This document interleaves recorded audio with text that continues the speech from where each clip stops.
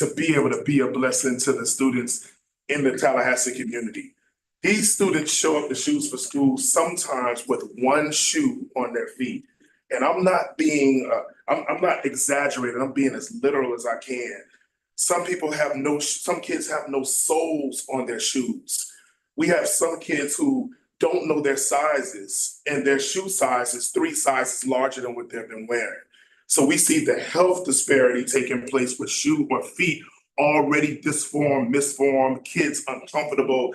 So we are making sure on the first day of school, these kids have self-esteem, but they're not also walking around campus in pain. Thank you so much, Children's Service Council, because we couldn't do it without your support. I believe that because of the school grades rising in Leon County and some of our schools on the south side getting grades of A and B, I believe that we can take some credit from that. These kids on the first day of school, they have confidence, they believe in themselves, and they're not ashamed to come. So Superintendent Rocky Hanna, we are in this together. Dara Jones, you've always been, tremendous support. Sika, thank you so much. Commissioner Cummins, even the work from Leon County to even this room right now, we have pulled together an awesome team. And if I didn't name your name and you've been a part of this vision, I am sorry. But I'm telling you, it's something that has caused a national holiday in Leon County with the students coming to school. They're excited about it. And with your help, this is something that will continue to be sustainable, and we'll be able to bless kids from generations to come. Thank you. I'm the pastor of Family Worship and Praise Center Church. I've been the pastor since 2013, and I'm so excited about it. God has done great things with us, and I'm so thankful that we're able to be a blessing to the community. Thank you so much.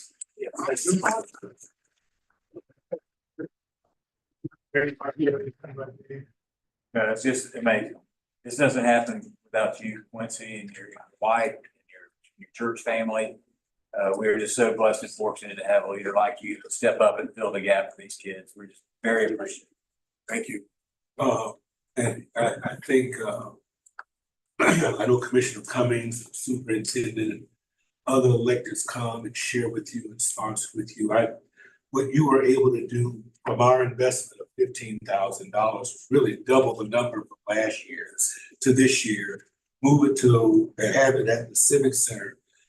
Now, when you think about the impact, 7,000 children being served in a school district of nearly 35,000 students, that means 20% of our student population were served by this event.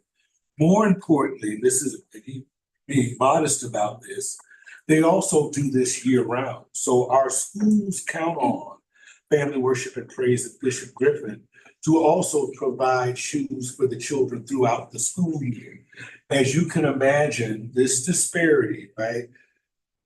Those are the types of barriers that we see for our Title I kids. And one of the things that Bishop Griffin understands most clearly, that all Title I students don't attend Title I school. That's right. Title I students are found across the width and breadth of our district. And they find their way to this event, and principals and school sites across the district count on that church to be able to provide this type of support year round, because as you can imagine, these same children want to get churches later on in the year, but they are able to meet that demand. I'm reminded, Bishop, if I might wax biblically, said the people had a mind to work. Yes. We're grateful for the people of the Family Worship and Praise Center for what you've been doing now for a number of years. And I'm sure, as I like to say always, the best is yet to come. And thank you for being a good steward of those resources we provide for you. Thank you. Thank you. Yes, of course. One, thank you very much. Just the picture that we're looking at, I'm trying to get an idea of the one in the bottom right and the one in the top left. It's sort of set up like a Foot Locker is what it kind of looks like. Is that what it? Yes, so what we do, because there's so many people that come through, we have different sessions. And so we have around, I'll say up to 1,000 people that will come in per session, starting at 9 a.m. in the morning. Once those thousands of people come in, we have 10 different stores. And so the students will go to a store as if they're going to a Foot Locker or a Finish Line. We have the measure, we have the measurement devices to be able to measure their feet. We have the mirrors there. And so believe it or not, most parents do not know their kid's shoe size, which is why we make it a requirement for the kid to be there, not the parent. We want parents to come, but we don't allow parents to come get a shoe for a kid that's not there. Because most of the time, they will argue with you saying, my child wears a size 7. I'm like, no, ma'am, he's a 9. And so we looked at Finish Line and Foot Locker, and we perfected their machine to find a way to have a makeshift version of that. So when the kids come, they have an experience of excellence and they walk out with a shoe that's comfortable, their size, and something they like. And even though we solicit donations from the community, we really push for financial donations because most people do not know how to shop for the generation that's younger than them. Most of us, we go to the store and we like what I have on. Those are nice shoes. Kids are not going to wear them. And so we do our best to try to find them a great pair of Nikes or Adidas because we're trying to kill that feeling of shame, like I didn't have or my parents can't afford it. And so although we're blessed to make good partnership with some of these businesses and we're able to purchase some expensive shoes for lesser prices, the kids don't know it. And on the first day of school, they feel like they're walking around with $200 pair of shoes on. But thank God for good stewardship. They may cost $49.99. But again, we make those stores happen. So when they leave, they're excited, they get a bag. And just like most of us, when we take our kids shoe shopping, they want to wear the shoes out. That's what happens. They put those dirty, too small pair of shoes in the bag and they wear those Nikes out the door. And so we're excited about it. Great question. Thank you for allowing me to expound on that. Yeah, I have one more question. Go ahead. You mentioned, so the money that we donated was for the back to school, the big one. Yes, But Mr. Jones was mentioning that you do it throughout the year. yes. So where do you do it throughout the year and where do you find the resources to? So because of the fact that we've been doing this for 7 years, we actually have sometimes some overage from 2018, 2019. To be honest, most of the time, those aren't the shoes that they really, really want. But throughout the year, if there's a child that needs a pair of shoes because their parents had a house fire or the parents don't have money to get those shoes, they contact us at the Family Worship and Praise Center, and we have a representative there that is able to be a liaison between that family, that student, that principal, and the church or the CDC to be able to be a blessing to their kid. So we do have some overage. We do not continue to raise money for that cause. We use those leftover shoes from those previous years to be able to do it. Now this year, about cleaned us out because of the fact that we had 7,000 kids come. But we're believing, even for years to come, that we would be able to get even more and be able to reach more people in the community with the resources we get to come in. And you're buying shoes year round anyway. We start buying shoes in January. Let me give you a little more of the process. So we open registration end of April for parents to begin to say, I want my kid to be a recipient for Shoes for School. Those parents go online, register their children, whether they're in 7th grade, 8th grade, what school they go to, what shoe size they wear. Then we have people who volunteer to specifically shop for these shoes, and I'm one of those persons. We'll go from store to store, especially those stores that want to sponsor with us, and we begin to shop for those specific shoe sizes. There's a specific store in Tallahassee, APB, that does a mass order for us, just giving you some transparency. And we're able to get a bulk load of those sizes. Once we get those sizes, we look at the inventory, we make sure we have enough of the size 10s, enough of the size 9s. And then on the day of Shoes for School, those kids, they go first initially to shop for their size. But we know what happens. Our kids go into the summer wearing a size 3. And by the time August comes around, they're in a 4.5. Like, what in the world happens? And so thankfully, we have enough inventory to be able to say, hey, if that's not your size, you're able to still shop, even though you're not spending any money for your size. Does that answer that question? So you said you stopped raising money for the middle of the year. So we're not raising money for the previous year, is what I'm saying. So like when we're giving shoes out through the duration of the year, we're not raising money for that previous year. We're raising money for the year to come. And is there like a donate button or something on the There's a- family worship and praise? Yes, so we actually have a website, shoes4school.org.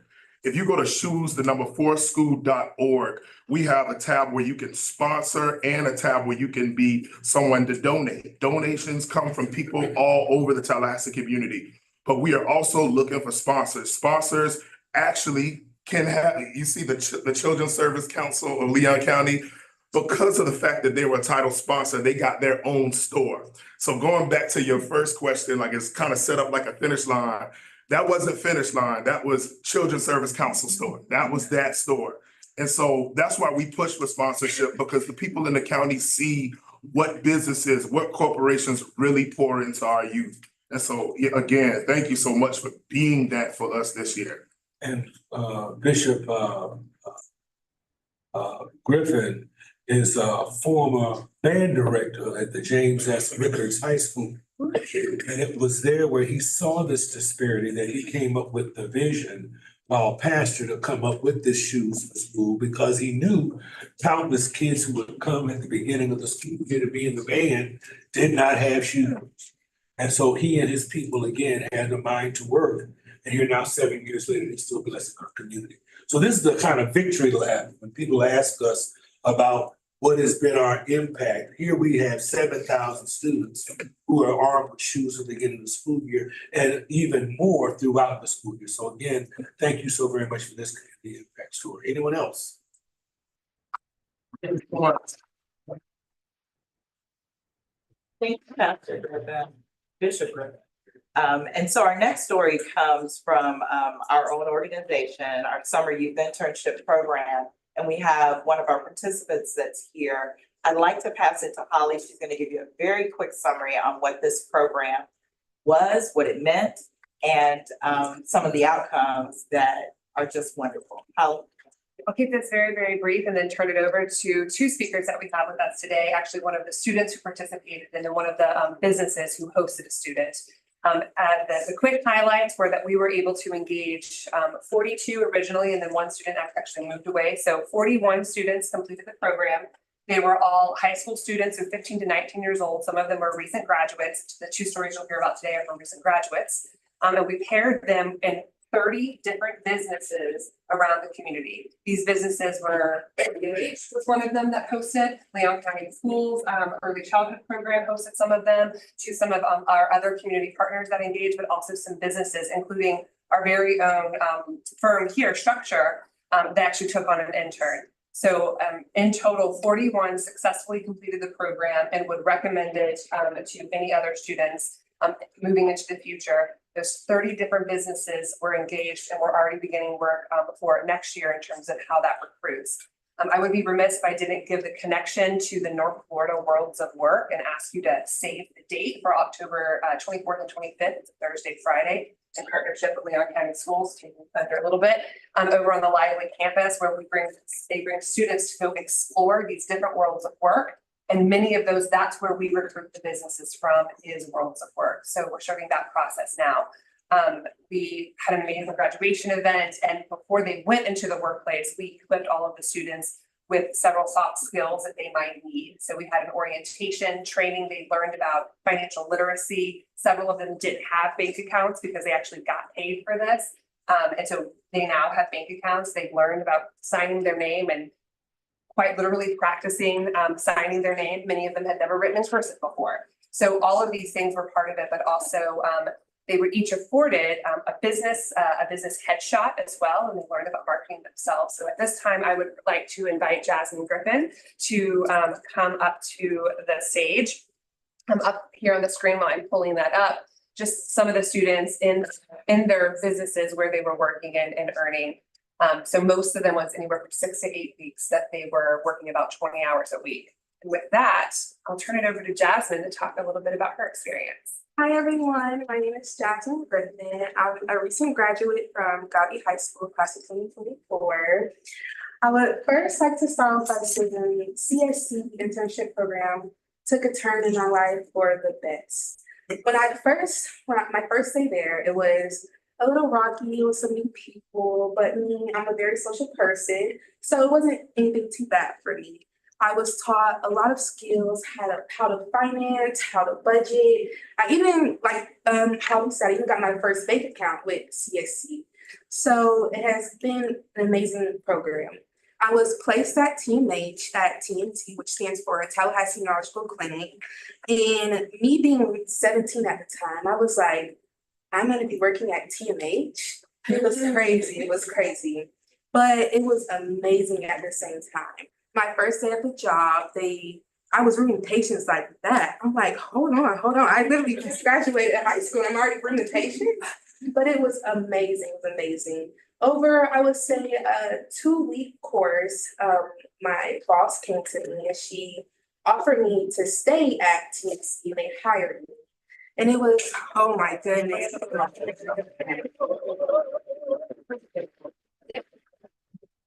And yes, I would just like to say CSC, the internship, I do think it's something that should be continued. It's a great thing for the community and a great program for the students around here. I do feel like a lot of kids, even in elementary school or middle school, a lot of kids can benefit from this, even if it's not working or getting a job, a lot of kids can benefit from it. And I just want to say thank you all for hearing me out and listening to me speak. Yes. Before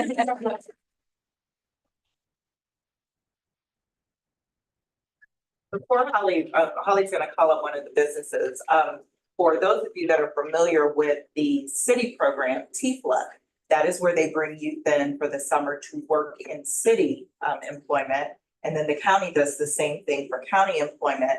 What we were looking to do was bring the business community in because there was nothing that spoke to helping the business community pour into our youth and help them get those skills that kind of go with career and technical and all of that. So I did want to say that before we have our business come up. So the next speaker is Miss Denitra Keaton. I think she's out in the lobby, maybe? Okay, I think she's coming. Is she on her way? Awesome. Hi. It's nice to see you again. We have a full house. And so Miss Kennedy was at her, was placed with her, but she's going to talk a little bit about her experience, what she does, and how it was. Yeah. So my name is Denisha. I'm the owner and lead planner of the Raven's Haven here in Tallahassee. We're a wedding planning and event design company. So people hear weddings and they're like, oh, I don't need that. I'm like, well, we do a lot more than that with various events, graduations, milestone events like birthdays, graduations, the whole gambit. So really when we had a chance and we saw the opportunity, we were scrolling through our email with the Chamber of Commerce and saw the opportunity. And it just felt like it was meant to be, divine timing. We really pride on interacting with secondary education as going through and not only just going to high school, college, and then post-secondary with the master's, we like to spread that whole thing. So when we did previous projects before 2023, we participated and had a chance to give over 20 teachers special gifts for Teacher Appreciation Week. And then expanding down to becoming a community connector at Pineview Elementary. So when we saw this come up with having a high school graduate, having her intern, it just felt like it would further kind of continue our brand mission and try and be able to pour back and kind of mold that issue along. So we're really excited what the CSC program could do and matching Kennedy with us. She was awesome. So we couldn't have got it better than that. So kudos for that. But she was super eager and very zealous, and we need that. And event space, people think it's very beautiful, and most times it is, but other times it's not. So Kennedy had a chance to learn time management, scheduling, social media, marketing, troubleshooting. It's definitely that when you have a 200-person wedding and the AC goes out, that is definitely a major problem. So just learning a lot of that. A lot of times she was able to take the lead and be on the forefront of helping us create our social media. But one thing we really prided ourselves on is also listening to her and her feedback. We let her know in our name it means haven and safe space. And so once she adopted that idea, she was able to really give us some good feedback. And not only day to day in creating social media for our Facebook and our Instagram, she learned skills in benchmarking and social media monitoring, listening, where she reviewed our platform, checked our followers, our engagement, comments to create a baseline. Because I told her none of this matters unless you have a portfolio and you can look back and see what you did, because this is your internship. So in doing that, she had a chance to start a lot of that. And then after she did a lot of the listening, she created some posts and she found she was very happy with the engagement. other posts she was happy with, and they didn't do so well. So it was also learning to go back and tweak, change it, make it better, because it's not about being perfect the first time. There were errors, there were things that shouldn't have got posted, but we still lived. Things still went on. So she learned it was okay to make mistakes. And then moving from that, she got a chance to see our full 360 business and helping us plan, attend events, do decorations. We attended and did a retirement for TPD, so she was able to be a part of that. And so it was really exciting for that. So she had a chance to grow and mold from that. And then, of course, the outcome was she helped us plan one of our largest events, a wedding expo. Lots of pieces from vendors, setup, tickets, decorating. And so from planning that event, Kennedy also walked in the fashion show. So we attended, Davis brought us together, we picked dresses, and from picking those dresses, making the time, putting it on social media, she took on the chance and walked, and the crowd was very pleased with her. So, I mean, we couldn't be more happier. We're super thankful for our team at Uranus Haven, but more so for CSC for just being a special match. So when we were asked to come out today, we were like, yes, yes, yes, we'll champion the program, we'll be an ambassador if we have to, but it was a really great experience overall. That's one follow-up question. Yes. Where's Kennedy today? That's such a good question. Where is she now? Not only, of course, is she in college and attending her courses. Funny story before I get to kind of that finale, Kennedy thought she wanted to be a detective. We were like, okay. And of course, we did the TPD party. So I said, let you talk to some real folks in the business. And she quickly learned that there is no such thing as detective school. You have to start out in your office. She quickly changed her mind. So she's in marketing and business now. So we're super excited about that. And after doing the expo, after our 8 weeks, we brought Kennedy on as a full member of our team.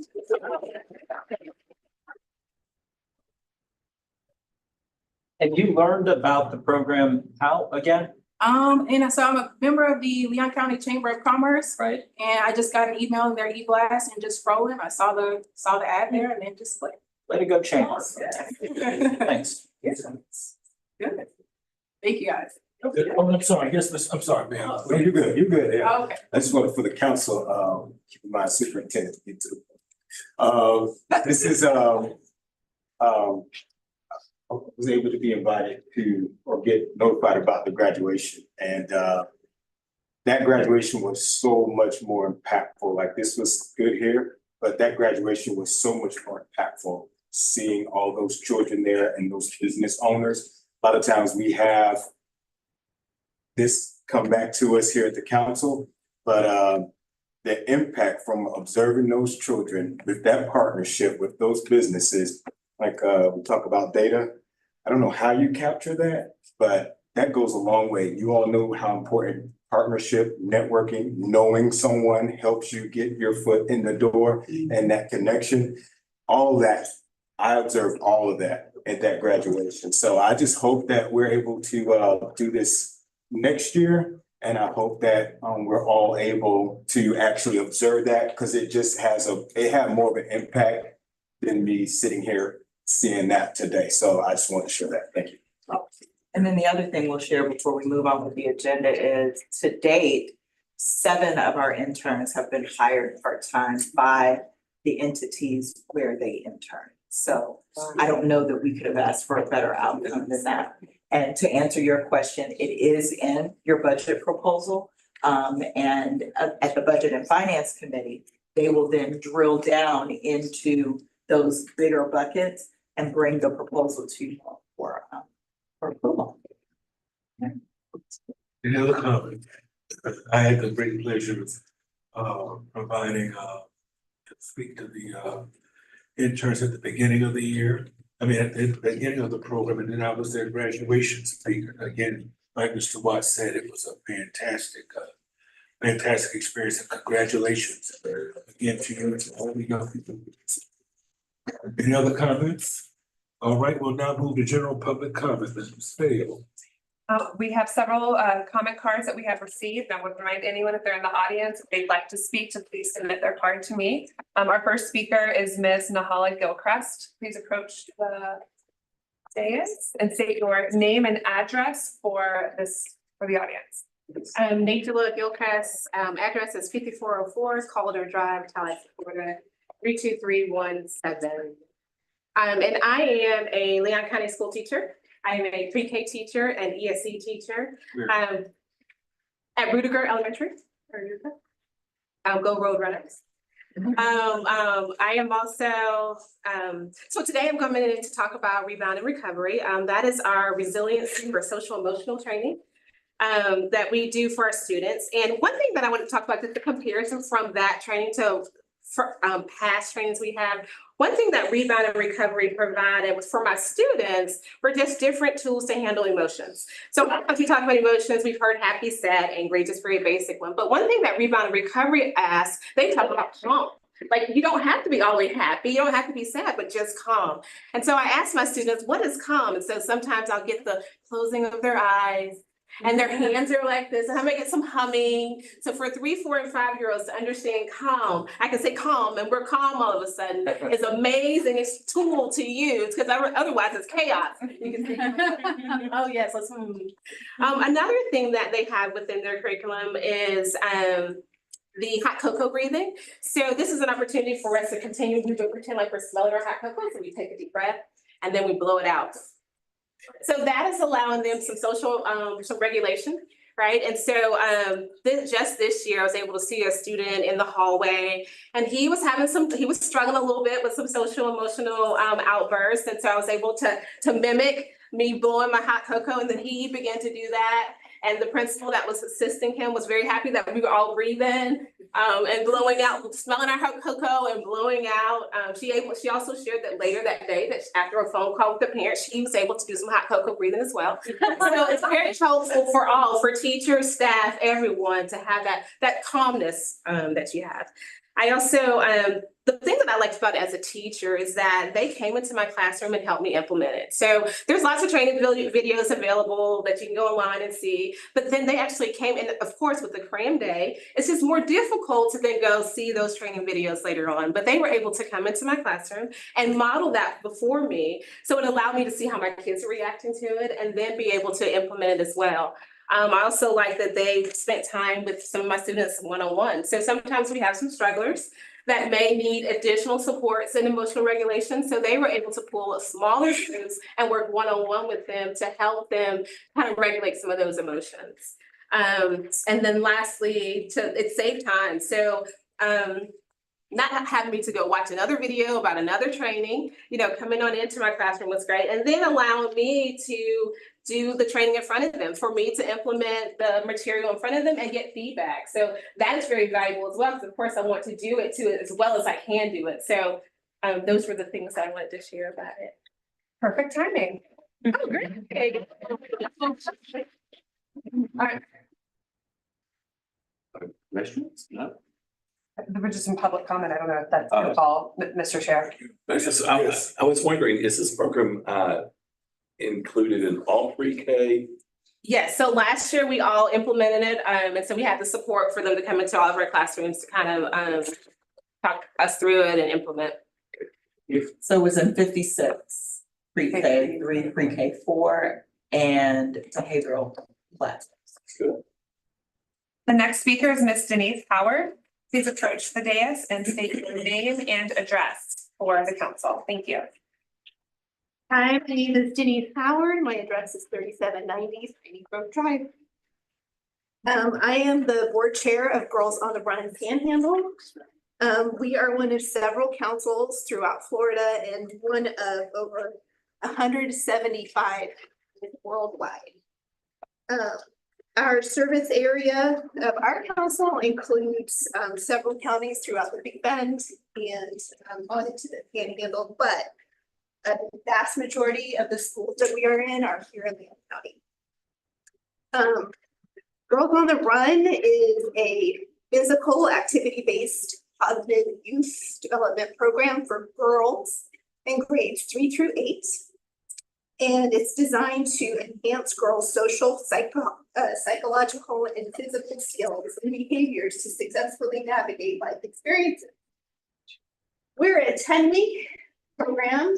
We meet 2 days a week for 10 weeks each semester. So the skills that we work on are, we call the 5 C's plus 1, and those are competence, confidence, caring, character, connection, and contribution. And girls learn specific skills and strategies to manage their emotions and help others and make intentional decisions. The curriculum is delivered by caring and competent coaches who are trained to teach the lesson. The vast majority of our coaches, especially our head coaches, are teachers at the schools, and they volunteer their time in the after-school time. Each lesson is 90 minutes long, so it's 90 minutes, 2 days a week for 10 weeks. Towards the end of the program, the girls do a community impact project that they choose together and they complete it. And then also at the very end, because we are running kind of a running club, we have our lesson time and then we have our running games that we do towards the end. We do a celebratory, non-timed 5K. And it's just a chance for them to showcase their star power at the end of each season. Our mission at Girls on the Run is to inspire girls to be joyful, healthy, and confident using an experience-based curriculum that creatively integrates running. And our vision is to see a world where every girl knows and activates her limitless potential and is free to boldly pursue her dreams. I just wanted to share a little bit about our program. We're in 11 schools here in Young County, and the teams, okay, yeah. Thank you. You're going to put your last sentence. You can finish up. Finish your sentence. Okay. Yeah, there are 11 schools here in Leon County, and 7 of them are Title I schools, and we provide the program free of the Title I schools. Thank you so very much. We appreciate your comments. Next. Our next speaker is Ms. Reed Herring. Hi.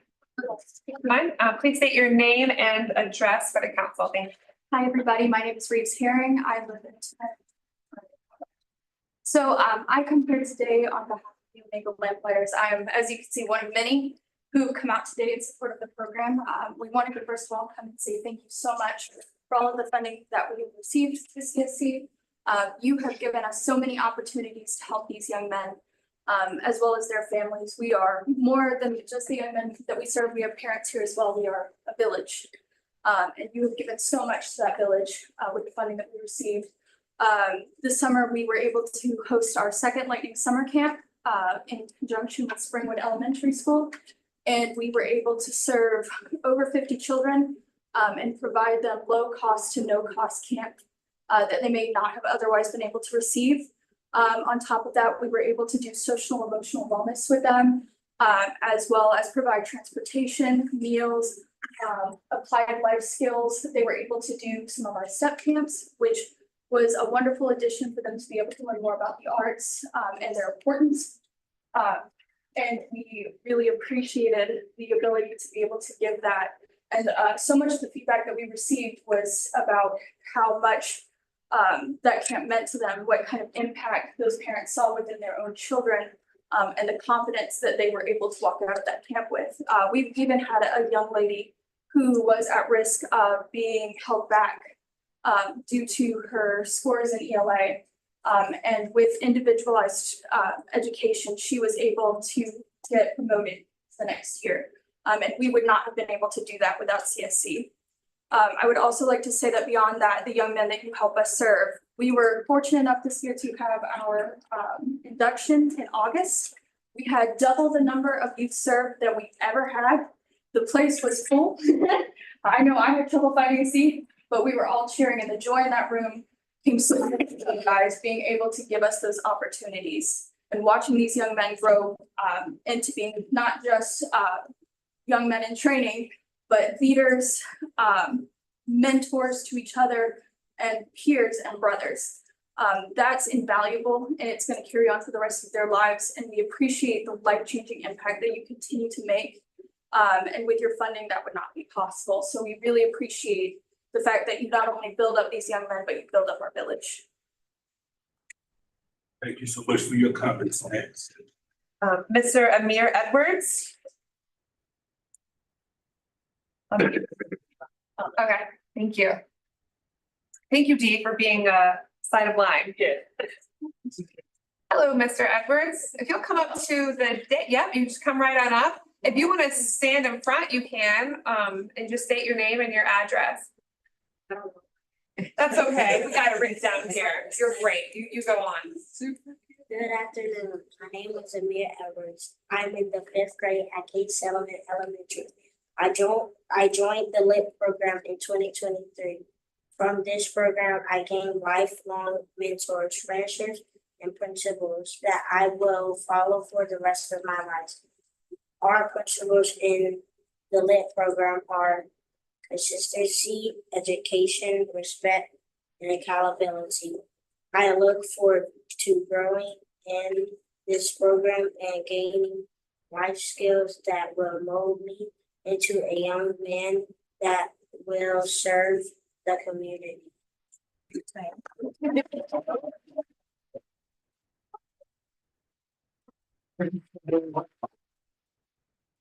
Thank you so very much for your comments. Great job. Our next speaker. Helen Hall. You'll approach the dais, state your name and address. Thank you. Good afternoon. My name is Kellen. I live in my name is Kellen. I am in the 8th grade. I attend Carl Middle School. I was inducted into the Magazine Alliance 2020 and I'm part of class for the Magazine Alliance impacted my life. Like it helped me learn public speaking and speak in front of people I was not comfortable in front of. And we go to BT workshop, they teach us to be like man, teach us how to how to talk, stuff like that. Yeah. And it teaches us I bring for it. It teaches us how to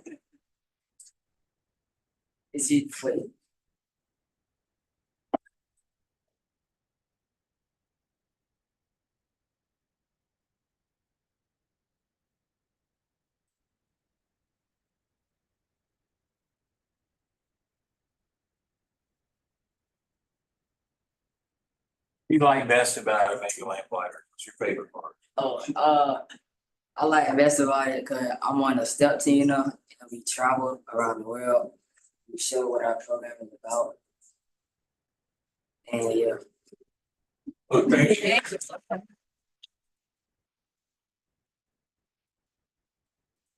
Your comment. Our next speaker. Our next speaker is Janelle Hall. Please approach the dais and state your name and address. Thank you. Good afternoon, Janelle Hall, 4504 Deslin Drive. Yes, continue. Good afternoon, everyone. I'm coming to speak for the Omega Lamplighter as a parent. I have 2 kids who are in the program, Kellen and Kaden. Kaden was inducted in 2019 and Kellen 2021. And honestly, Kellen said he didn't want to be Omega Lamplighter because they were meeting too much and having a lot of practice and workshops. But he has grown to love the program and now he's a part of the program. One of the things that I really like about the program, and I want to thank the CSC for funding the program, is because we're able to offer the program to more individuals. Oftentimes we wear our Omega Lamplighter things and people say, how do you get in the program or what do you need to do to get in the program? So having these funds allow us to extend the program to other kids that are watching the kids because they see how they act in their paraphernalia, they see how they present themselves all around the school. We oftentimes get calls where they're saying, we see them, they know they're Omega Lamplighters. Those are some of the first things they say when they see them, I know you're an Omega Lamplighter. So with that being said, with them knowing they're in the program, they're in the school system, any one of their directors can come and check on them so they know to make sure that their grades are up to where they need to be. They're behaving the way they should be because Omega Lamplighter, it is a brand. So they want to make sure they're representing the brand and they're doing the things that they need to do and what's expected of them to do. So with that being said, a lot of the parents also are really involved. We call ourselves a village.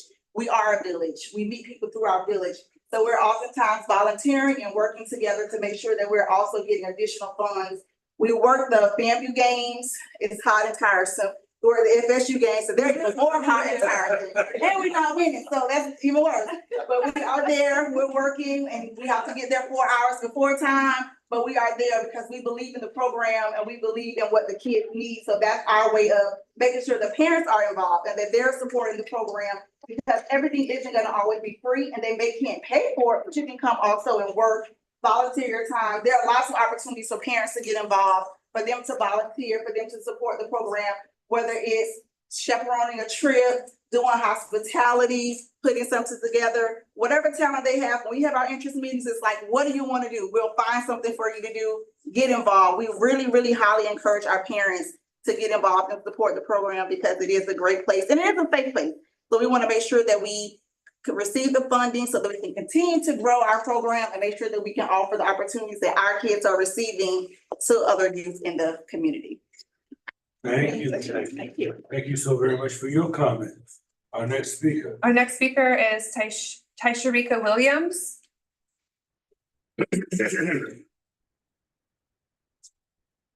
What's your name and zip code for the dais? Thank you. Hello, my name is Tashira Williams, Tallahassee, Florida 32301. Please continue. Okay, so I'm speaking on behalf of CSC as a parent in transition. I came back to Tallahassee at a negative 85, just being honest, you know, being a single parent, a young parent, you know, one of my family members sent me actually a flyer that, you know, represented CSC, and I gave him a call. Ms. Williams has been in contact. I was out in Georgia, and I was, you know, it was kind of hard getting back to Tallahassee, and I called her back when I got here, and she asked me to come right on in. Since I came in, you know, she has been very helpful.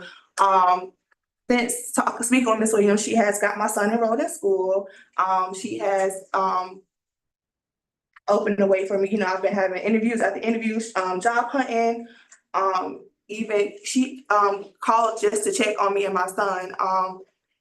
And with us being back, him being in school, it has been difficult. The school he's enrolled at is, you know, it's been a time, okay? And I just honestly really appreciate, because she don't have to, you know, call in, you know, just check in on us after, you know, once I come in. But it's just, she's been really helpful, and I just honestly don't know where I would be today if it wasn't for Ms. Williams, because she has been very helpful.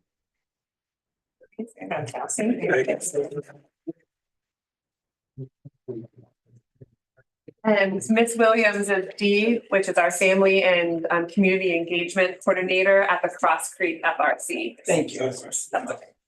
Our next speaker is Ms. Talisha Davis. You can share, Ms. Davis, if you can share your name and your zip code, please. Okay. Good afternoon. My name is Talisha Davis. I first came to CSC yesterday, but I originally seen it on Facebook. You know how you just strolling up, okay, let's see, just another organization.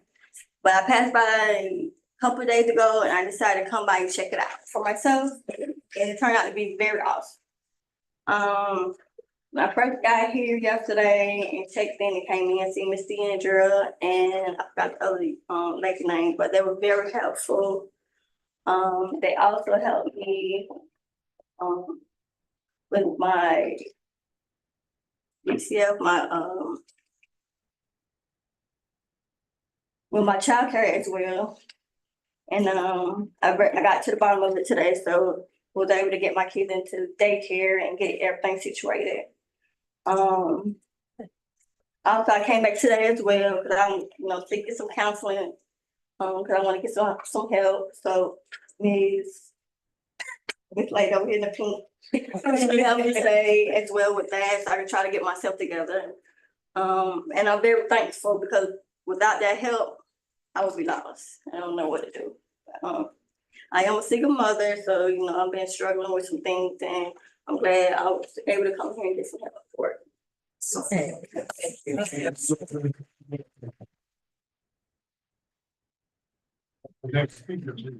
Our last speaker card that we have, Ms. LaChantra Hall. Ms. Hall.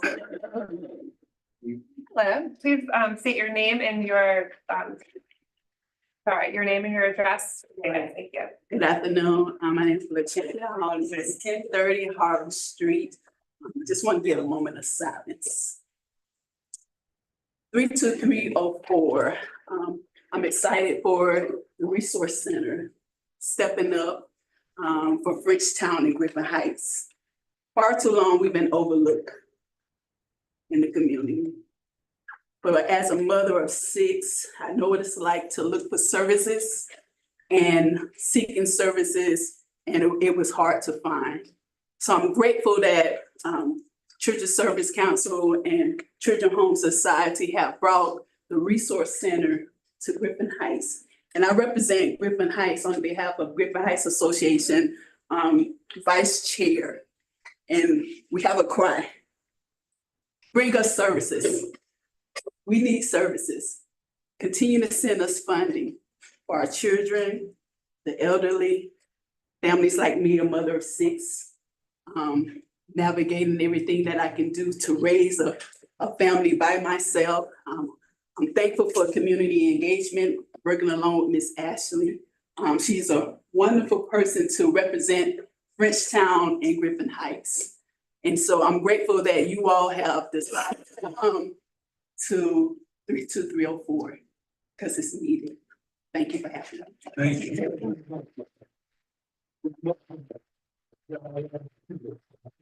We want to thank all of our speakers for your comments at today's meeting. And again, we appreciate everything you've shared. We'll now move to the consent agenda.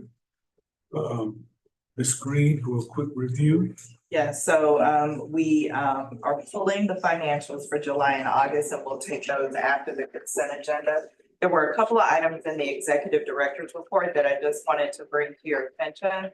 The first was the grant application by Healthy Start to Florida Blue for some maternal supports. That application was due in between our meetings. And so we provided just a letter of support and intent. And if they get that application, if they are awarded the funding, the grant funding, we will bring it back to the council to approve.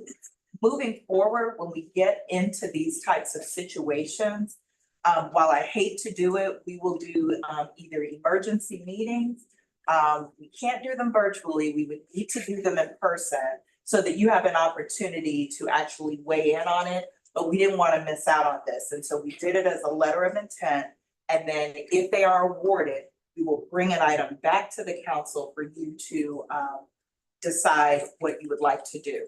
What this funding would do if they're awarded is allow them to offer scholarships to licensed counselors, whether they're licensed mental health counselors or licensed clinical social workers or master's level students seeking such licenses to get that specialized maternal mental health specialist. So that we have a larger pool to be able to complement the work that you approved in the perinatal navigator space. So we will keep you updated on how that application goes. And again, if it is successful, we will bring an item back to you. The second thing I wanted to bring to your attention is the summer programming 2023 update on Scientia. We don't need to discuss it here only because in the general counsel's update, Mr. Springer is going to give some options regarding that. And even because we don't need to move on it right away, we can workshop it even more. But I did think that it was pertinent to give you an update on that. They were funded in summer 2023. And after working with them, you saw the whole timeline, trying to get all of their reporting in place. It was determined they still owed a significant amount of money. So we worked to try to get them an opportunity to pay that money back. We never heard back. The deadline has passed, and so we have passed it on to our general counsel, who will give you an update on the various actions that this council can choose to take. I did think it was important to put it in the public record because this is taxpayer money, and this is truly a one-off. We have not had this issue with any of our other CIPs. So I will stop there. And like I said, again, we'll talk about it a little bit more during the general council update.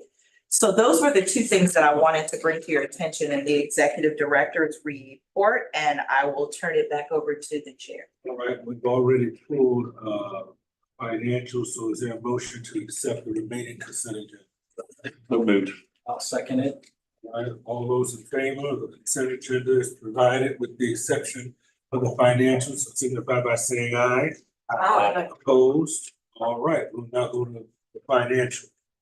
Mr. Chair. Yes. I'll take this one, as treasurer, was not, prepared, to have it pulled out, but I brought to my attention that, Mr. Johnson, would like it, pulled out, and candidly, we rolled it into the consent agenda. Many of you who've been on this council since the beginning will remember, at the beginning of the council, there was a lot of talk about finances and it needed its own agenda item. But then it became longer and longer and the meetings kept getting longer. So we put it in the consent agenda. Because we have a fiduciary responsibility, I do think that Mr. Johnson's suggestion is that of pulling it out and having it as a separate agenda item is a good idea. We have not had a finance committee meeting for a little while, and we will between now and the next board meeting. Mr. Johnson has graciously agreed to sit on that committee. So what I would say to you is, I know everybody got the financial report. I'm comfortable with the financial report where it is. And if anybody has any questions, I'm happy to try to answer it or answer them. But on a going forward basis, I would like to recommend that we pull it out and have it as a standalone item that the board vote on. We have consensus on that. All right, we have consensus, so now.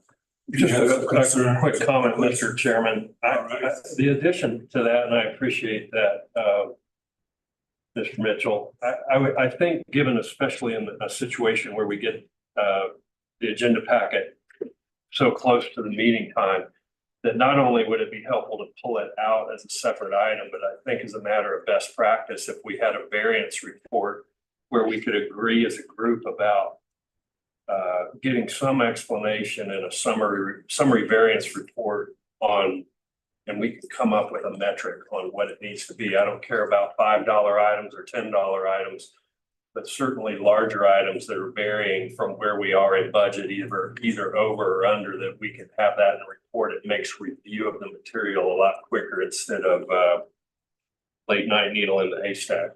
All right, well, my suggestion would be, because there is a moment on the agenda where the finance committee is reported earlier by the treasurer. But what should happen in the finance committee is that any questions that we have as a finance committee, we would resolve those in the finance committee. And then we vote on the financial report that be submitted to the full board for consideration. Now, I know when I went to my first one, we didn't vote on a report coming from us. So I think the nuances that you're recommending, particularly based upon your expertise, will be worthwhile, right? So why don't we take care of that within our committee? And then moving forward, when we make our report to the board as a self-standing item made by the treasurer or a member of that committee, we can explain it fully to the public, extend it to the public record. We're good. Agreed. Any observations from the current financials that you'd like to make? Or was it just a bullet that we would separate it and have? I think I'm satisfied with the way you described that, Mr. Chairman, and we can take up some suggestions in the finance committee, which is meeting in a couple of years. All right. All right. Thank you. All right. All hearts are satisfied. So is there accept a move? I will move the financial. Second. We probably move to second. We accept the financial report. All those in favor, signify by saying aye. Aye. All right. Now we have general counsel update, Mr. Springer. Yes, Mr. Chair, thank you. So the letter that Seeker mentioned is in page 20 of the report. So this came to my attention about a month ago. So looking at the history of this, and the question to us was, well, what can we do from a legal perspective? So I looked at the agreements, looked at the factual history that's recounted here. My conclusion was that, you have a clear contractual basis to pursue.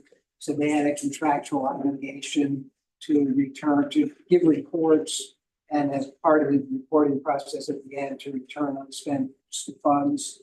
That's in several places in the contract. It's a specific deliverable of the contract. So you have a contractor who's failed to meet its obligations. Is easy to read. So to plead that case would be pretty straightforward. So that is an option. You have a legal option to pursue breach of contract claim. Given the amount at issue here, that would be in the county court because the jurisdictional amounts are recently changed. So you'd be in the county court. There are steps to draft a complaint, file a complaint, see if they're actually. One of the things you typically would consider is, lawyer talk whether you have a judgment-proof party, which another way to say that you don't want to throw good money after bad. Litigation is risky, it's expensive. Ultimately, you're trying to get the money back. So if you're already out $45,000, you don't want to spend $15,000 and then be out $60,000. So typically clients have to make a judgment call about whether it's worth pursuing a litigation path. But my conclusion is you have a basis, lawyers, before you file a complaint, you have to draw a conclusion that it's a good faith thing. So you have a good faith basis to pursue. Get it. Every dime. Is that a motion, Mr. Chair? No, that you can make it. So but just to make sure, Mr. Chair, before we get to the questions, getting it is one thing lawyers can't promise, right? You can get a judgment, but whether you get the money, that's to the point about somebody a judgment or group. So at the end of the day, you can follow the legal process and still get no money. Because if the party, and this is a corporation, so they have a corporate shield, if there's no money to get, the strongest case in the world won't get you money. Ms. Cummings. Yes, Mr. Chair. My question is, Madam Executive Director, do we know if this is still a viable operating entity? They filed an annual report with the Secretary of State. Yes, they are. This year. They are still a viable operating entity. They are doing programming. I believe that they applied through the CHSP process to the city and the county. And we know that they've approached our FRC about possible programming. Needless to say, we have spoken with the FRC and they are welcome to do volunteering, but they will not be eligible to receive any program funds, whether it's from us directly or any of our subcontractors. And just one follow-up, that I read your, correspondence indicating the amounts. So have we received any response in writing or verbally or? So periodically, and I could pull the actual emails, I would say from the date of this letter, there have been no less than 3 emails sent to them, reminding them of what we discussed. The response has always been received. Just received, and that's it. Mr. Watts? Yes, I had a chance to talk to the speaker earlier today, and I was just curious from this group, how we felt about, or I would want to propose maybe the discussion going to the Budget and Finance Committee, for them to discuss the ins and outs and bring a recommendation back to the council. Well, okay, if y'all wouldn't mind, I'd like to hear all the comments, and then we can come back, and if you'd like to make a motion to that effect, we'll certainly entertain that. Mr. Hannah? So remind me again how we got here. Tell me again, how much money did we give them to begin with? And they owe us now $50,000 back. 59,000. $59,365. We originally gave them 175, 279, and 86 cents. And that was through the It says they RFP. must return the final amount of 44,523.92. 59,000. Just take that number off. $59,000 is what they owe us. 59,365.42. And why do they owe us that? They owe us- 25%. They owe us, so y'all know one thing I am, is very transparent. I gave them a break that I should not have because they did not accept this. We're back at the 59,000. And so in talking with the lawyers, we can go back to the 59,000. So if you look at the chronology, it started out at a certain amount and our team spent countless hours working with them to ensure that the documentation was in place to justify all of their expenses. We were able to get the documentation down so that it was just the $59,000 that they owed us back. They were approved by the council in the RFA process. They did serve children. They did not serve the entire contracted amount that they said they would serve, but they did serve children. So I would say 50 hours. Our team between Dina Snyder, Trisha Malone, and myself, working with them over a period of months, as you can see, to try to make sure that we were very judicious about their documentation.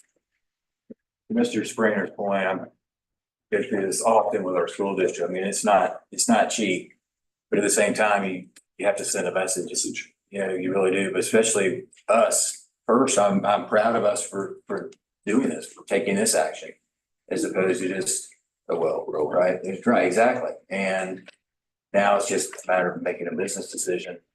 But it's also with other groups that come before us, they know that we are monitoring the contract. We are making sure they're making good on the deliverables they promised they would make good on, right?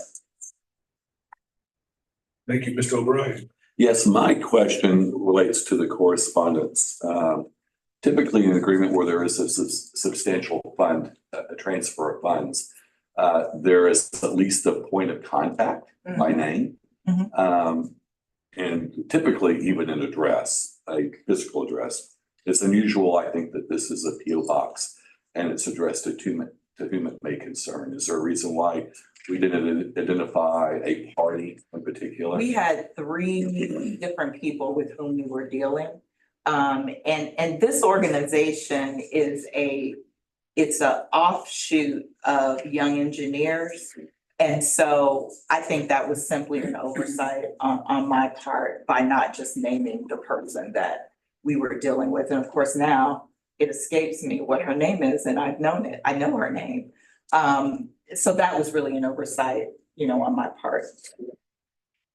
But it was delivered to them certified mail. We got the return certification, and we have email correspondence to the specific people with whom we've been dealing on this particular instance, which are the same people that signed the contract. Okay, thank you. Do you want to go to response I to totally it? fine. Question for Mr. Springer and Ms. Green. Is there I don't want to call it an interim step, but is there something like going to a collection agency that would be short of suing? Not that I don't think that we should that we shouldn't pursue all of our legal rights, but I'm just wondering. $59,000 is a lot of money, but even in small claims court, we may end up spending at least that much trying to collect a debt that we may never collect upon, right? They have to have property if we get a judgment, or if we need to file a lien, they've got to have, all of that, and those are the costs. So I'm just curious to know if there is some other lesser way to collect this debt. There are alternative ways to chase debts. They come with their own, fair debt collection practice constraints, which we're not in the business of. So we can do civil litigation. We're not debt pursuers. There are firms who would do that. You could do that even after you get a judgment.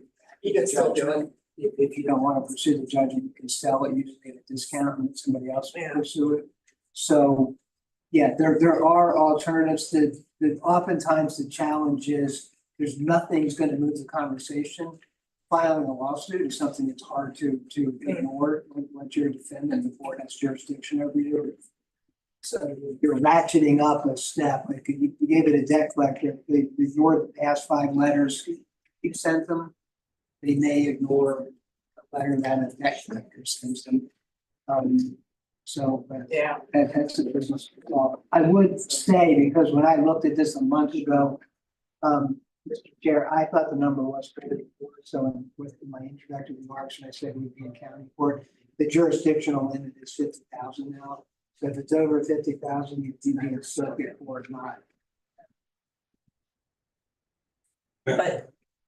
But I would be happy to do some research on whether how you would go about like a collection agency or something. And we go back to what Mr. Watson's conversation was earlier, when we hear all of our comments, maybe a deeper dive with board guidance to Attorney Springer, we can then resolve the matter and come back to you with what our recommendations are moving forward, having researched all these potential options to make a recommendation. The finance committee sees this coming. Yeah, just a brief follow-up question, Mr. Chair. Our executive director indicated that she and other staff spent countless hours gathering documentation because they give service children. So my question is, was there any indication that it's just a matter of not having proper documentation, or did there appear to be any mis-expenditure of funds? So we required 2 reports per summer. There's a midsummer report and then the final report. The midsummer report came in, it was reviewed and approved, and they got the second disbursement. The second report, report was due on September 15th. We got an email saying we're not gonna have it ready. We need a couple more days. So we, extended grace and we finally got it.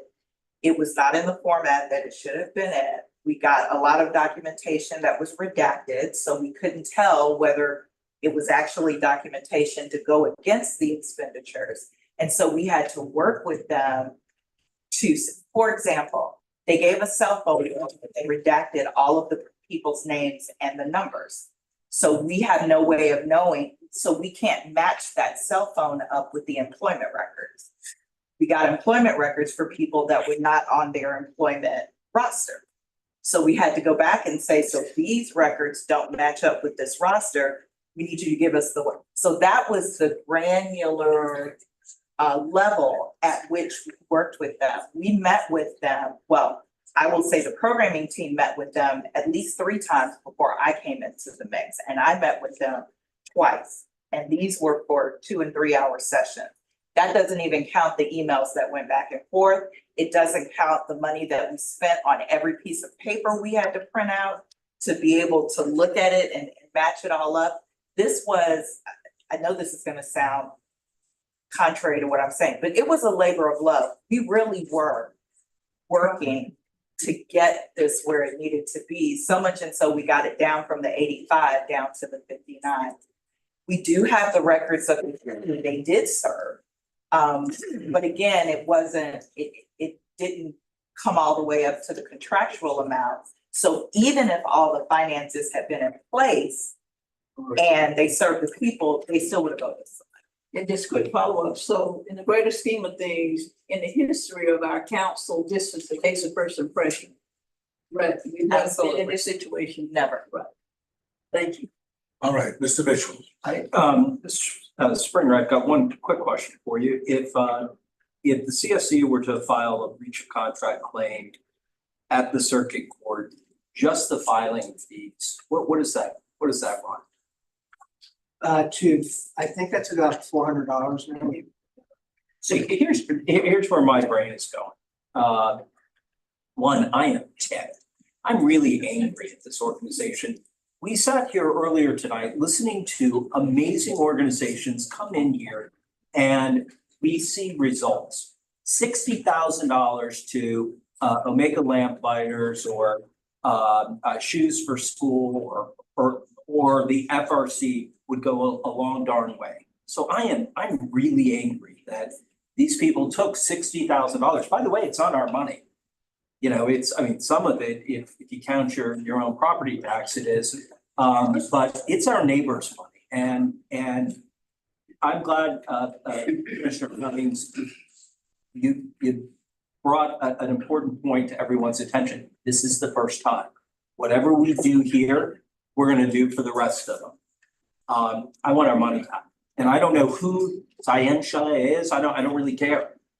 You owe this council $59,365.22. I salute Sika, you and your team for figuring out that somebody stole $60,000 or was trying to steal $60,000 from us. For $400, I personally paid the filing fee.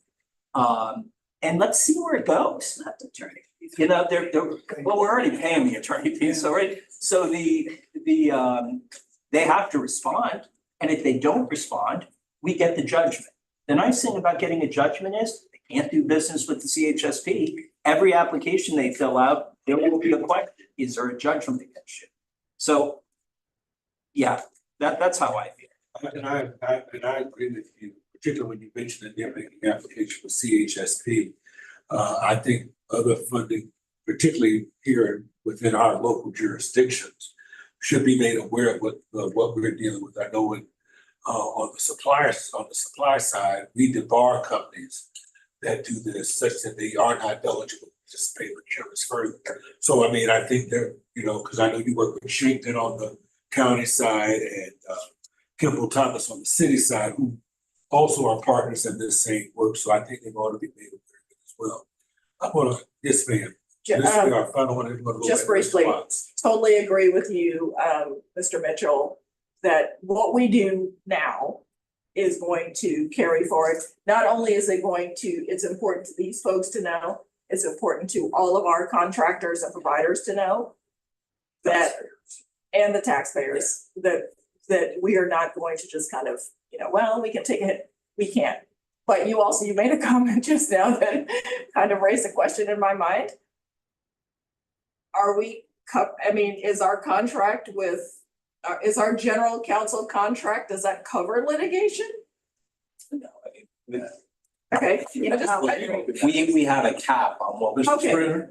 I did not look at that, and I talked with Chris. This would not be a very difficult complaint to prepare. It's pretty straightforward. I've already done that because Chris sent me this a month ago and we talked about it. So, you know, there's very little or no more research that needs to be done. So it's essentially drafting a single count of contract complaint and filing it. So I didn't go back and look at it because Chris usually does. Yeah. So I don't know if that would be, how that would be handled, but it would be pretty quick and easy. And, you know, it's the filing and then the service. You have to pay a process server, but, you know, it would be nominal cost to move it to the next level to put it in mitigation. And quite often that changes the dynamic, you know. Getting out of a lawsuit is different than I've got a. Thank you so much. You know. Hannah. So as a council, do we need to take an action item and a motion to? Well, that's what we're waiting for. Go for it. Let her rip. Let her rip.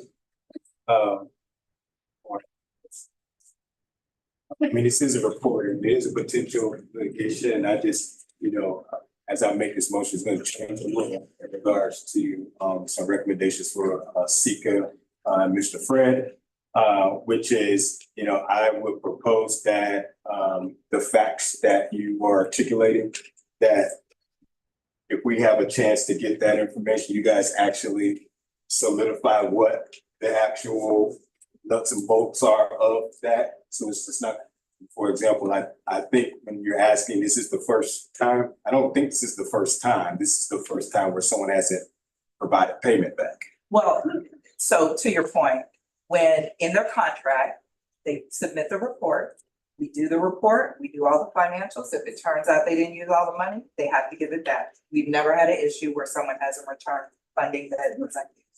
So I'll make a motion, correct? Yes. Okay, I make a motion that the situation Scientia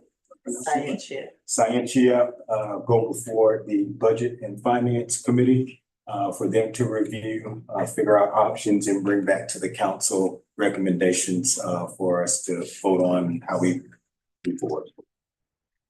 I'll second that motion. Properly moved and seconded. May I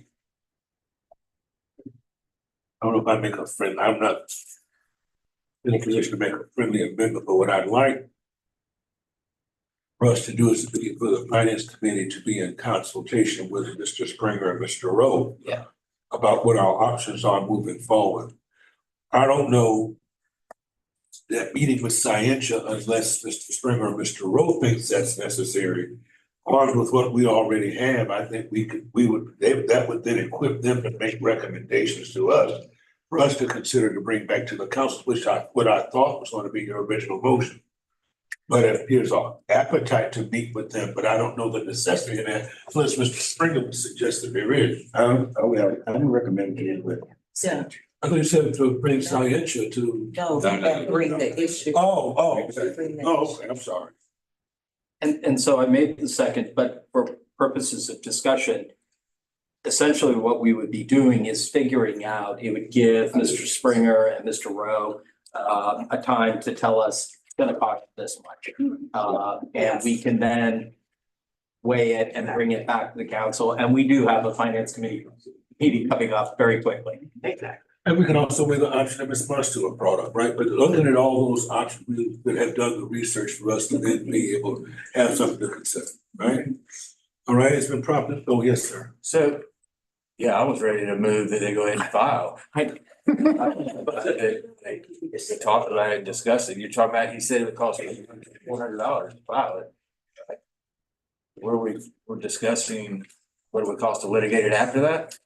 But the question was the filing fee, which was you pay the board to file it, and then some would be more cost to that, not significant. Yeah, my thing is for them to have we got the packet yesterday. We are trying to discuss it now. And what I'm saying is we will have an opportunity for more discussion to be held amongst the budget, ask the questions to make sure that all the facts, they have all the information to present back to us so that we can say. Yes, sir. Okay, what I would say is there's no reason to bring it back here. That if we're suggesting that the budget committee take a deeper look at that, I would say, if we go through more details, I would want this group to authorize the budget committee to engage counsel to go ahead and file a claim against Scientia. So it doesn't have to come back here. I would say thumbs up if you move forward. And if it doesn't, if you don't do that, then bring it back to the group. But there's no reason to wait. But if there's a need and a comfort level of discussing in more detail, that's one thing. But I would go ahead and give the committee the ability to sign off on SECA and administration and working with counsel to go ahead and file the claim. And I would add to that, the statute of limitations on the contract claim is 5 years. It's not an urgent element to this. Yeah, but I would like the £60,000. Yeah, There's a sense of urgency. Right, and it's more than just the fund. Anybody here want 60 grand for their program? I'm just curious. Yeah. Chair. Yes, ma'am. And I'm not sure I would use this. If you say anything, I guess the goal is for itself. But this is, like our executive director said, this is a case of first impressions. And I think it's important enough for the committee to look at it, pros, cons. And back to my question, I'm not sure if it's issues of misappropriation or what have you, where we might have to look at some other avenue as well. But I don't feel comfortable giving the committee authority to move forward with litigation without bringing it back to the body and we discussing the pros and cons. We've got 5-year statute of limitations, and I think we just need to be cautious as a public body. It's public funds, we want our money back, like Mr. Mitchell has indicated, but I want us to do it in a thoroughly informed environment. I think we all need to be aware. So whatever the budget committee finds, I would like to know, and I would like for it to come back to the council. And of course, that's not part of the motion anyway. So, okay, so timing wise. Will you restate your motion? My motion was to have the situation go back to the Budget and Finance Committee for them to flush it out, discuss it with options, and bring that back to us. Now, were you making a amendment to his motion? Yep. In terms of your comments, and those comments were? That we would authorize the budget committee, based on their decision, to instruct SECA to engage with council to file a claim. Is there a second on the reason? I'm like everybody else, I'm just really bothered. Is there a second on his friendly amendment? I'm gonna make a second, but only so I can ask a question. All right. My question is from a timing standpoint. And I am stirred up on this, and I get, when I get emotional, it is, boy, am I mad. So I don't wanna let emotion take over, and I have learned 3.5 years with Commissioner Cummings to follow her guidance. That's true. You know, you are such a steady hand, Commissioner. So my question is, we have a finance committee meeting. Holly, what's the next finance committee meeting? October 3rd. Okay, and then the full board meeting? October 16th. So we would really only be waiting 13 days. Okay. All right, I will retract my amendment. Then I already feel like, oh, so you did second. I did. And now you'll take back your Oh, heck second? yes. All right, and we'll go back to your motion, sir. Correct. So the motion was, So we're restating your motion and. Then I second it. Yes, sir. Can I comment would just be, I'm hearing a lot of consensus around filing the complaint. So a consideration would be to amend the motion to file the complaint. And it's also sent to. And then take it to the finance committee where we can flush out any additional options about the cost of further litigation, but at least we start the clock running and getting to the court. Right. So is there? Second by Mr. All right, so the motion is now your original motion plus also adding the filing, correct? All hearts are satisfied, that's what we're doing now. Referring it back to the. Mr. Chairman, What's that? can I ask for a comment from the general counsel about us voting today to immediately file? Can we get a statement from our general counsel? Yeah, based on the facts which are before you in this letter, and I've read the contract, you don't have a contract. My opinion, my legal opinion is you have a contract, a good faith basis for a claim for breach of contract. I have no problem. I have an ethical duty before I file a claim. I've looked at it. I would file a claim. If you say do it, we would do it without hesitance, really. It's not that hard. Well, again, the legal piece is part of the bigger picture of, business decisions and everything else, whether you want to pursue that. It's not your only option. It's good if you file it, they might immediately call you back and want to have a conversation. But Maybe an attention getter. yeah. And I think part of the reason many of us have an appetite for it is because I believe in your initial comments that you and Mr. Rowe had already prepared the paperwork to file. We've not drafted the complaint. I've looked at the contract. I looked at the factual summary. So, well, based on these facts, it's pretty easy and obvious. I sent Chris an email and said, here's how you would plead it. There's parts of the contract that you would plead. So I could pretty quickly turn my email into a complaint and get it filed. Yes, ma'am. Yes, just one last, I'm sorry. So as a counsel, and of course, you're our general counsel, your law firm, would we put them on notice? At least, you know, if we don't hear, if we don't comply, what have you, we intend to, is that what you would recommend? We intend to file suit XYZ rather than, at this posture of just filing? Well, looking at the letter, and I think the letter here, that's, page 20, I think the executive director, you could speak to that. It might have been the intent of the end of this letter, which is here's a deadline, and if you don't meet it, we're gonna pursue legal options. Yes, it would right to seek legal options. So I don't know if that was the intent of. See, I'm sorry, hold on. This is my, this is my concern. And, this is all that has potential to be flushed out.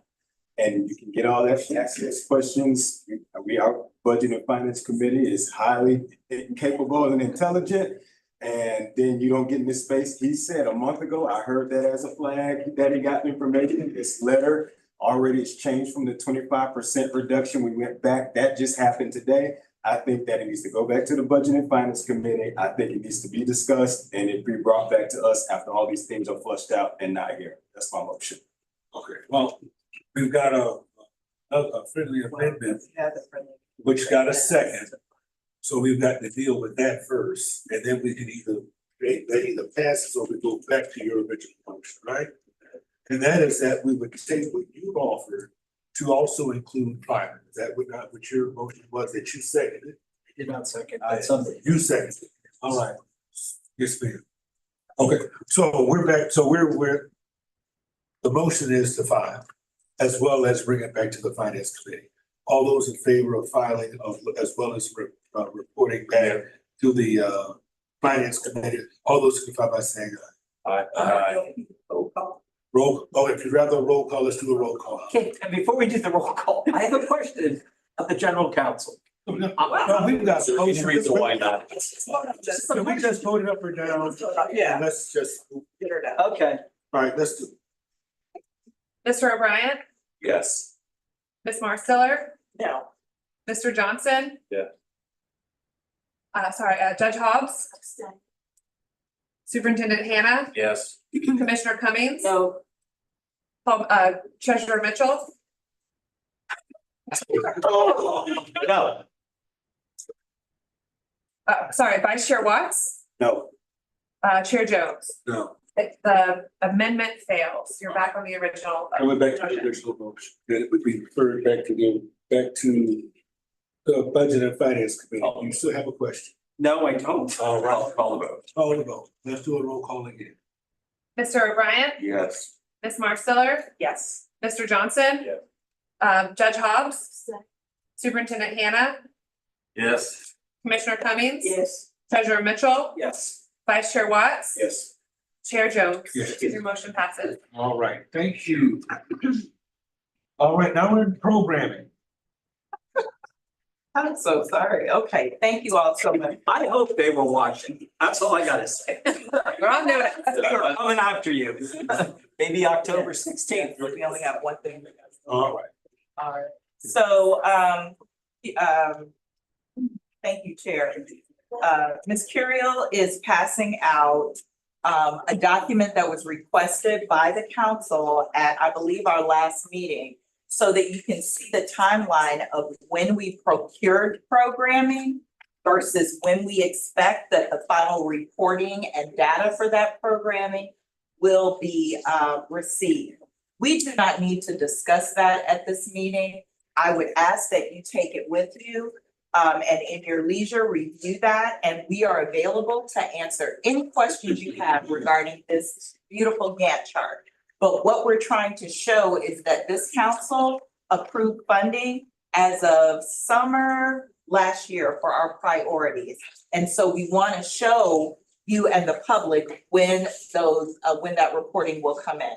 And that is it for the funding timeline. All right, Youth Mentoring Programs Contract Extension. All right, so B, the Youth Mentoring Program Contract Extension, if you will go to page 22 you will see that we are requesting approval of preliminary extension. So that would be from October 1 to December 31st for our existing youth mentoring programs for a total amount of $166,875 so that we can get their final reporting. Their final reporting is not due until October 15th, which is the day before your council meeting. We will not be able to turn around that in addition to any request to give them a second year in that amount of time. So that youth who are currently involved in these 4 programs are not just dropped without any warning, we are asking that you approve this amount of money to fund them to the end of December. We will come to you in December with a recommendation of which, if any, of the 4 programs we recommend that you extend for an additional 5 months until the end of May. The reason why we are cutting it at the end of May is because we are coming back to you with a proposal for how we fund and look at youth development starting in June 1. So that is the request. Have any questions? I have a question. Yes. Oh, I'm sorry. Mr. Johnson? What have we spent on these 4 programs to date, and what then is the percentage that you're asking to do as add-on funding? So what we are asking is the percent of what would be the second year funding if all of them were approved for the second year. So this would be, and Holly has all the numbers for me, so I'm going to defer. Prorated? Yes, it's prorated. 600 and change. We divided that by the 8 months and then took that and multiplied it times the number of programs and the number of months that we wanted. And I just don't recall, do we have any results or preliminary metrics on how they've done to date? We have their reporting, but we won't have that final number according to what you see down here until October 15th. But does any of that reporting show anything that would cause the council any concern in their performance today? No, not at all. Not at all. Yes, sir. The 4 programs that we're talking about? First T, Omega Lamplighter, Boys and Girls Club, and Big Brothers Big Brothers Big Sisters. Thank you. And it's Boys and Girls Club at Fort Braden and First Street at Sable Pond. At Sable Pond. I will make a motion to approve the item for funding for the last quarter of the calendar year. I second. Properly moved and seconded, any additional discussion? All those in favor, we'll do a roll call. I think I already did. Aye. Aye. Aye. Opposed? Thank you. Thank you, council. Can I keep going? Yes. The next item is regarding what I just discussed, how we are proposing that we approach our youth development funding moving forward. And with that, I'm going to turn it over to Holly, who as our special projects director serves as our procurement manager. So starting on page 23, you'll just see the proposed youth development procurement timeline. You'll recall in the budget that you tentatively approved at your first trend hearing, and then we'll be before you next Thursday on the 26th.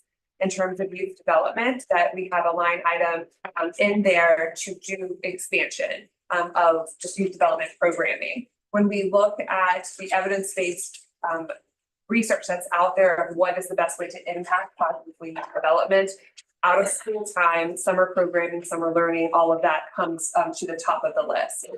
In addition, all of our summer programs that we've been doing leave us in a slight disadvantage in that we can't do year-round tracking of the students that we're impacting. We're happy to report, and you'll get this at the October meeting, of how many kids we were able to serve during the summer. And if you recall, you were hoping to serve around 900, and you'll get all of those results, and you will be very, very pleased with the results. But now what? We lose contact with all of those children. Mentoring programs like the Omega Lamplighters that were here so earlier have continued on, but they're only 1 of 4 programs. So we're proposing to transition us into a year-round youth development program through out-of-school time and after-school programming. So you have before you a timeline that takes us from today all the way until where we would ideally host that kind of next expo, if you recall from last summer. And what follows that is a draft statement of work. We're not asking to debate and dive into this issue today. At the workshop that is on all of your calendars for October 10th, one of the agenda items is to dive deep into this, so you can ask all of your questions. We recognize that you just received this. So this is our way of saying and making it available to the public as well. This is where we're going, and we want to dive deep into this at your October 10th workshop on this issue. And staff is available to meet and answer any questions between now and that workshop. And then, of course, after that workshop and before the next council meeting. All right, thank you, Mr. Mitchell. Holly, quick question. We rewind the clock back to when that first summer where we wanted to get funding out there and get people, get the community understanding. Here's the CSC. They have this money that they've collected in property taxes. We're going to fund some summer programs. We've ended up sort of making summer different than everything else. And it sounds like what you're trying to do is we're now no longer going to have just a special segment of summer. It's going to be a year round. And there may be some programs that are only appropriate during the summer months, but they will be part of a year round funding cycle. That is exactly the intent. Okay. And one of the questions we'll bring to you is what is that percentage? Currently, we're proposing maybe a 70-30 split where 70% is year round and still allowing for those programs that are only appropriate for the summer to be still have an avenue for funding. Okay. We're not talking, I mean, the October 10th workshop That's is when correct. we'll start talking about percentages. And Yes, sir. That will be one of the questions that is proposed for you. Right. All right, well, thank you. Ms. Marcella had her. Just a quick question. When just looking at your timelines and understanding it, thank you for clarifying, because I did see that in here, but that there will be summer programs as well as year-round programs. When are these contracts going to be effective? So if the timeline flows and that's the will of the council. Yes, assuming all of that exactly. They would have, they would start May 1st so that they would have some of that, what we call pre-service ramp up. Because anybody who has run a summer program knows that they have to do some stuff. They can't get the money on June 1st or get the contract June 1st and start running. Given that the school district last day of school is May 23rd. We want to be able to start May 1st. So in essence, the contract would start May 1st. For the majority of the funders, it would be for year round, summer and school. And these are different from the youth mentoring. These would be different from youth mentoring. And we've had an opportunity to talk to two of the programs that would not necessarily easily flow into this. So we're having those conversations with those programs so that they're aware of this transition toward ideally rolling in youth mentoring moving forward so that we wouldn't have two competing I'm just kind of looking at, because we just talked about the second extension. Well, but to take it to the end of the school year. To the end of the, that's the idea. That's why I'm asking. Just want to make sure we know what we're doing. Yes, ma'am. So clarifying, I'm sorry, if there are any more, that second extension goes through the end of May. Yeah. So it would go to the end of May and then, for lack of a better term, youth mentoring stops. Thank you. Thank you. We'll be able to go over all of this at our workshop, explain it to us fully. I look forward to that, and thank you for giving the heads up. Next. So next we have the Rebound and Recovery Program result and the proposed expansion. So we've got Ellen and Ty who have been before you many times before. They're going to present that information. Yeah, that's good. And Ty can all this. I'm Ellen Pavlovich. I'm Director of the Stoop Center for Community Families and Children at Florida State and the College of Social Work, hence the garnet and gold here. And we thank you for the opportunity to present some of the strides that we've made in pre-K and pre-3 and pre-4 in Leon County schools. And then we hope to continue our partnership in the community with Leon County schools and the council as we look to kindergarten readiness and expanding into the community. And with that, I'll introduce my colleague, Nicole, who can tell you about herself and her background. Yes. What's gonna be different about this proposal compared to what you discussed with us around this thing? So we were planning to talk about the strides that have been made in the previous year, and then we're It was a great victory last night. It was great news to hear about it. so really quick on the victory, and then future planning into the second year. So that will be part of what we go over, and we promise to be quick and concise. All right, thank you. So I'll just jump right in. How's that? So we've really appreciated the work that's happened. Oh, back up. Sorry. Go ahead. Yep, there we go. Thank you. So recap on Rebound and Recovery. So as we said before, Rebound and Recovery is a cognitive behavioral resilience curriculum that teaches children what their thoughts and their emotions and their actions are and how those are all connected, and then how to regulate those emotions, behaviors, to then bring that to the classroom. And then that translates into self-regulation. And self-regulation, research shows, helps children from pre-K all the way through college have academic success. Mr. Mitchell, I'd like to use you as an example. So, How about academic success? no, because I think the conversation you go back that far with my record. No, but the conversation you and I had at the end of last time we were here was really impactful for me, because you came to me and asked me, what is self-regulation and what does it really do? And so at that point in time, I explained what self-regulation is, and for everyone's benefit. Self-regulation is the ability to manage emotions, behaviors, and thoughts in a healthy and productive way. It's a vital skill that helps children stay calm, focused, and positive, even during challenging situations. And that's why we use cognitive behavioral techniques as the core to Rebound and Recovery, because it's evidence-based, it's based in research, it's proven to work. And so I loved your question, because it got me to thinking, well, if you've got that question, lots of other people have got those same questions. And so from there, we developed a whole social media campaign about what's self-regulation. How do parents work with their preschoolers, especially at that time we were rolling back into school. So how do they help them roll into school with self-regulation? What are these things they need to be doing on a daily basis and to prepare their children to go into that classroom experience? So that also just shows like what we do as a team. We're listening all the time to our community, to our teachers, to the students, to our caregivers, and developing things in real time for them.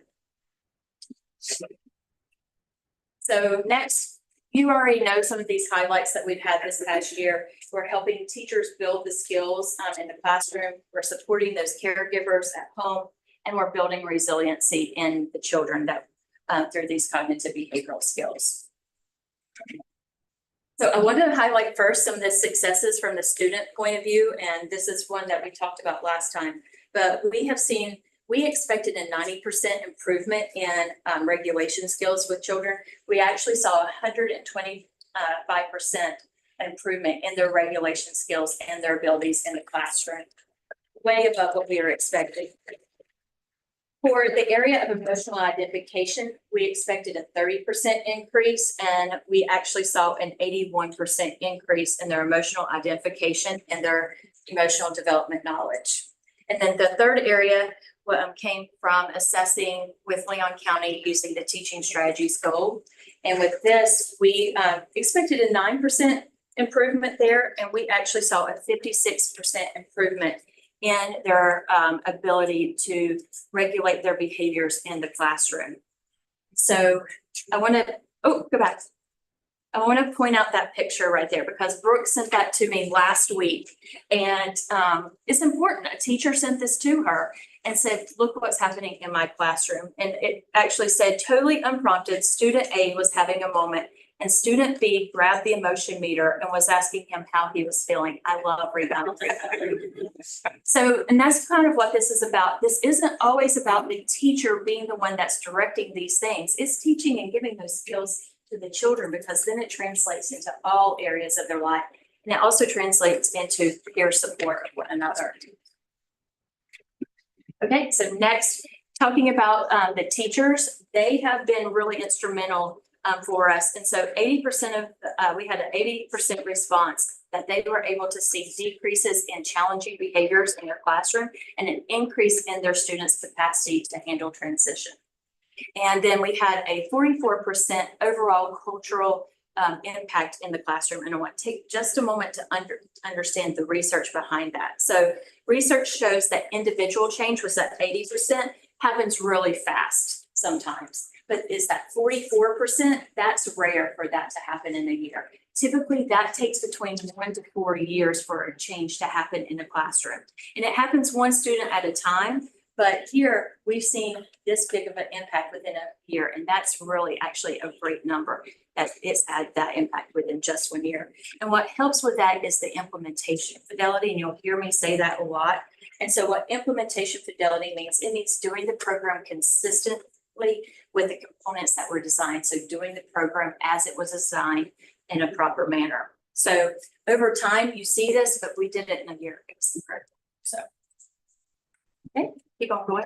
So the next part is the caregiver. This is our third prong of Rebound Recovery, and it's supporting those caregivers. We really invested in the community and meeting parents where they were. So we went out, we were saying, hey, we'll go to 4 events this year, not really knowing what to do.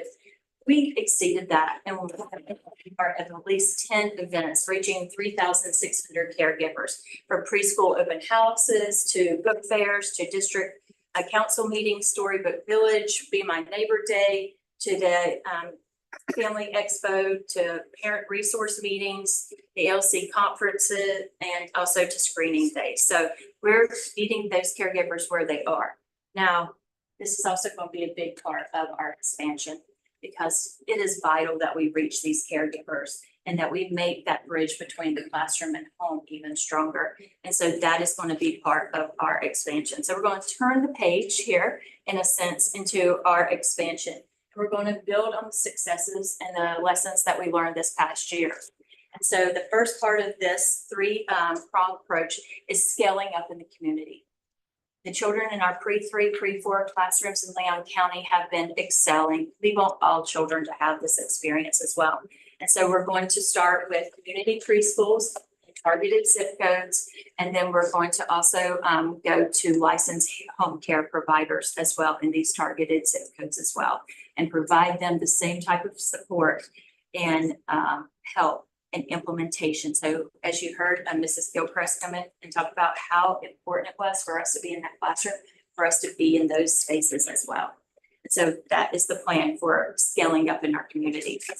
Next, we're going to reach those caregivers, and we are going to really ramp this up. We're already beginning to develop a caregiver support program, and we're going to provide these to the preschools and to the classroom teachers so that we are giving even more support to those caregivers. We're in the process of finalizing a caregiver packet for those teachers to use all year long with their caregivers, and then we're developing these comprehensive workshops and that have videos, have workshops, have handouts, all kinds of things to be engaged, even a way in which we can do some communication in real time with caregivers, answering questions and opening dialogue up for them.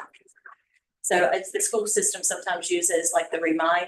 That's kind of what we're looking at, how we can send out messages and they can respond to us as well. And so this third piece is our sustainability. And so we are currently implementing strategies to help provide that sustainability in those pre-3 and pre-4 classrooms that we've already been in. We want these teachers to be implementing it independently of us and really thrive in what they're doing.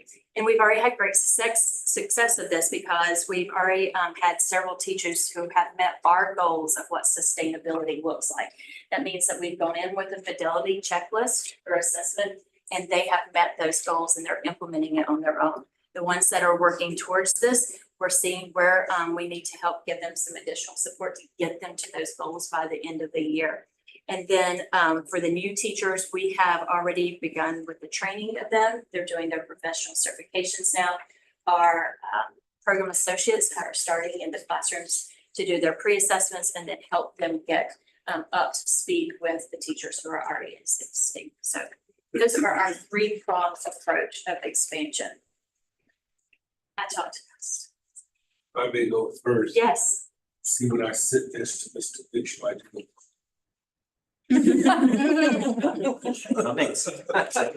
It's one of our, that is actually one of our techniques. I really enjoyed the teacher capability talk about the impacts in her classroom. I do the coffee mug when I deal with Rocky.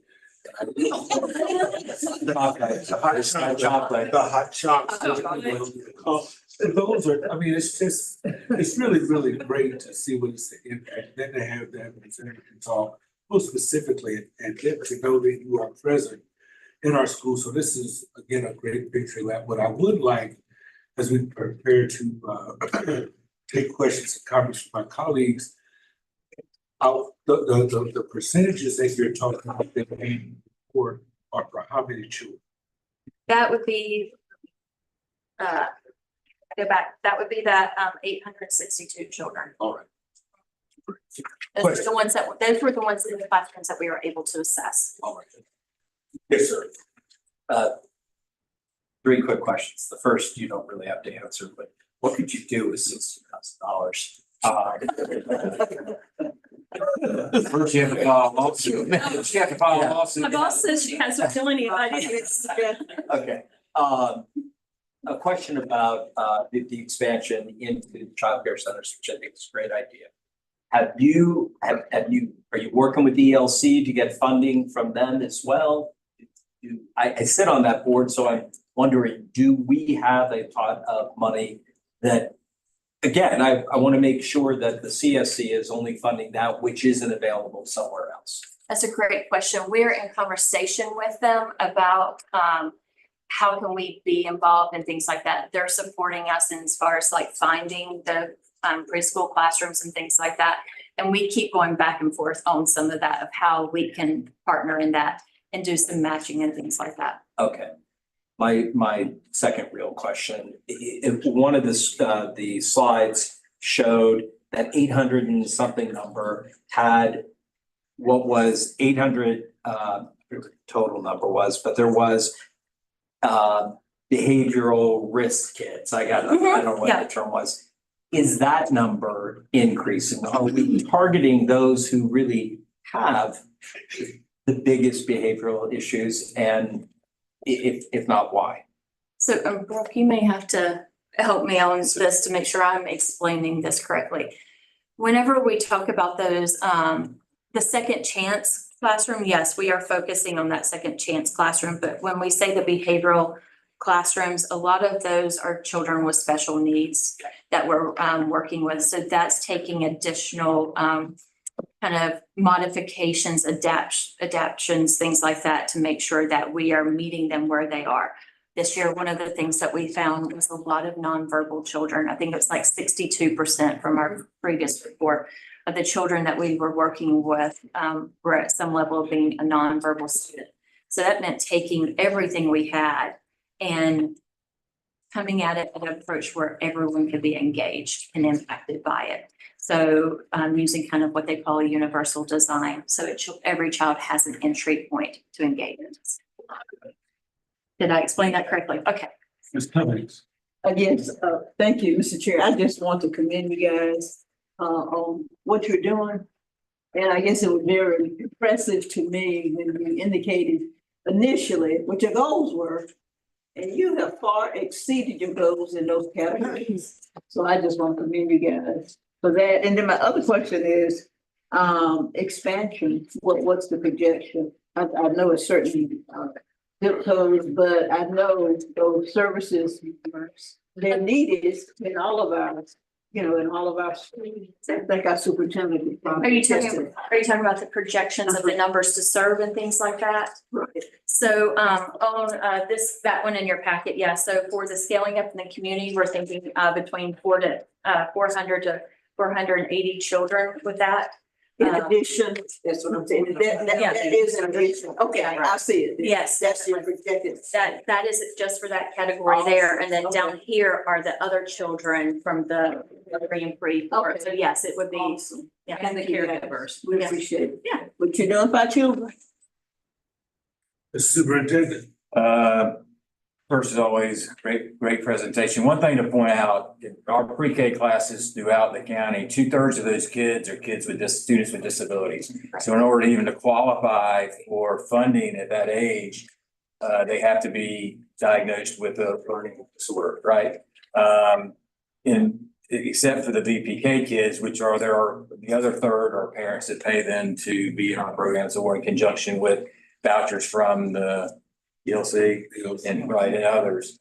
And y'all would be, you said how many were nonverbal? 62%. Y'all had no idea what these pre-K, not just pre-K, our public schools are dealing with children with profound disabilities and behavioral issues. And this is critically important to teach them these de-escalation skills at a very young age. And we can barely find teachers to teach these classes, the pre-K and more specifically students with special needs, especially those self-contained classrooms. It's a challenge. I was in a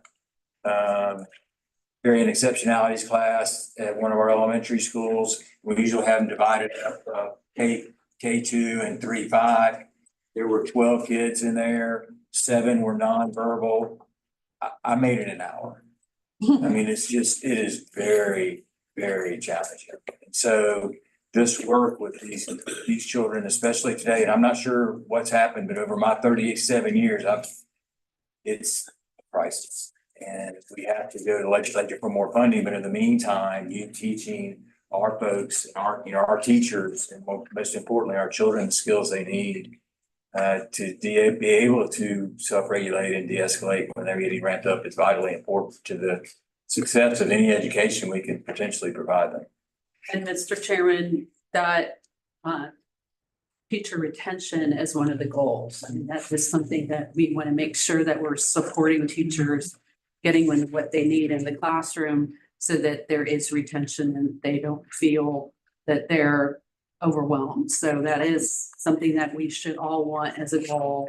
And it certainly is one of ours. I just have one follow-up. We have funded this program for the 24-25 school year. So, yeah, it was funded for 24-25 in the budget that you all preliminarily passed. We do have funding earmarked for the expansion. In Budget and Finance, they will look at that and make that final recommendation, but we did budget for that, absolutely. So, right. This is exactly why we're here, first of all. Great work. My only question is, does this expansion require a motion to approve? No, you won't do that today. That's all I do. It's in the budget, yeah. Yeah. Mr. Jones. Just very quickly, I heard a lot, and I think those de-escalation skills are really important. Do you have any tools where you might assess for any underlying traumas with the children that might be causing the behaviors that you're dealing with? And any way to refer out on that? We don't really do the referring out, like we would bring something to a teacher or something. The people who are going into the classrooms and supporting the teachers are master level students that are getting their master's in social work. So they do have a lens like that on, and so they would have a conversation with the teacher or definitely Brooke. And I just want to say what an amazing partner Brooke has been working with us. And so we have great communication for some things that would happen like that and to address those. Yeah. And in the training that the teachers get, there is a portion of trauma training for them as well, of like, what does that trauma informed care look like as a teacher? Thank you. No other comments. I'd also like to add, I really love that as part of your expansion. One of the things that the superintendent did with the district, with Ms. Bruder, who's with us today, who always comes to our meeting, provides leadership for initiative that the superintendent started, that we would be intentional about making certain that professionals were prepared in terms of the instruction of the children long before they came to our school. We could not just wait until they got to us. So superintendent and Ms. Bruder created a curriculum such that everyone was meeting or teaching to certain standards, such that when the kids came to us, whether they came from our programs or they came from private programs, that they were well prepared to meet the opportunity of the kindergarten classroom experience. And that has made enormous dividends for us. And so to now have these tools also arm that same private industry is going to go a long way to supplement the instructional preparation of these young people. So this is a win-win. So I'm like, Mr. O'Brien, would just sign us up. We're ready to ramp up, but this is very, very good fun. And the good part of it, talk about metrics. Paul talks about, what we got to do. We will be able to see this impacts by the time we get to that. It's going to be 5 years, potentially 4 or 5. But when the kindergarten readiness pieces, when we start testing in third grade, we will see a continual and sustainable difference in terms of how we're able to assess and test our young people. So this is just good. I knew you had a victory lap last month. I just didn't know what happened in 30 days that y'all had another one. So, but We're crunching numbers. All right. Well, Mr. Chair, I do want, I'd be remiss if I didn't point out our wonderful staff person, Reagan Hamilton, in back. She's heading up the teacher. Very valuable member of our team. Yeah, she's the director of our school. The town and gown. Thank you so very much. Thank you so much. All right. Mr. Hannah, I think you need to bring that onesie at every single meeting as a reminder. Well, one, I selfishly would like one for my just recently born granddaughter. I have one in my car. Do you? Well, I was kidding, but I mean, I'll take it. It's the old one. But here's the thing is, that really is, I mean, to Mr. O'Brien's point, that this is what we're here for, this is what we're here for, and it starts with that little onesie. I don't know why they call it a onesie. Is it a one PC? Is that? Oh, yes, it is. Everything but the time.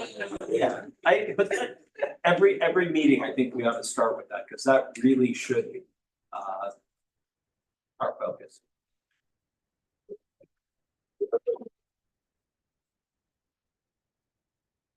All right, now we will move to the Family Resource Center update. Ms. Green. Yes, presenting Kimberly Siney, the Senior Director of FRCs for CHS. Good. Hey, everybody. So excited to be back here with a little bit more information for you this time since we've got our feet wet. First, I want to, of course, thank all of you for the work that you do and the seriousness that you take allocating our taxpayer dollars in efficient ways. And I would like to recognize my team that I have here with me, Ms. Anna Kay, in the back. She is the community director of community impact. I was going to say input, well, wrong way. For Children's Home Society, and I have Miss Dee Williams is our family and engagement coordinator for the Cross Creek area. You'll hear me say the word FACE a lot. That's what that will be, is that family and community engagement coordinator, but FACE is shorter, and it makes sense because she's the one out and about meeting and greeting the parents. This is Chloe Reams, and she is in the Macon area. We have Ashley Leland over here, and she's in our Griffin Heights area. And Kimmy Wiley was not able to make it because she is actually hosting her parent group tonight. They did it before the PTO meeting at Fort Braden. So she couldn't make it, but her heart is with us. And I have Miss Stacy Larkin, who is our data analysis, and Miss Ivory Miller, who is the senior or is the center director here at Cross Creek. I was about to give you my job. So the presentation that you have, typically we don't hand it out with the notes, but it is late in the evening and I want to respect all of your guys' time. And so there are a couple sections that I will go over the main highlights, but I just like you to have the information for later. And I know it'll just help you get prepared for that October 10th workshop where you'll get to ask me all the hard questions. Not tonight though, okay, guys? All right, so we are pleased to report that key milestones have been achieved in planning, development, and community engagement, all of which have established a robust foundation for the successful operation of centers. The commitment and collaboration of community stakeholders have been instrumental in driving this progress, with notable advancement in each targeted area. Get on that one. Our community stands at a pivotal moment of readiness to improve child resiliency through the establishment and enhancement of the Family Resource Centers, utilizing the community readiness for community change assessment model. We can gain nuanced understanding of how prepared and motivated local parents are to engage with the support these vital service centers will provide. And I think that you saw that tonight as we had some parents come who've already started coming and getting services and meeting with our faces.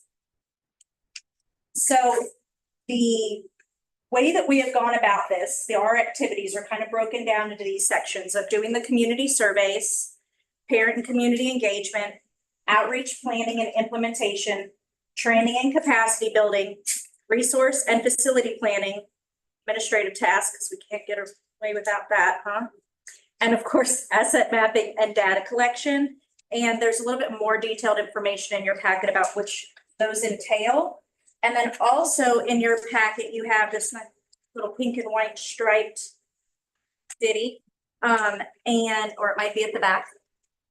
And these are the tasks that are broken out from our contract deliverables that we report on, so that you guys have a really clear idea of kind of what we've been doing, where we've been, and dates, times, people, places, things. So as you're wondering kind of what that momentum has been looking like behind the scenes, I wanted you to have access to that.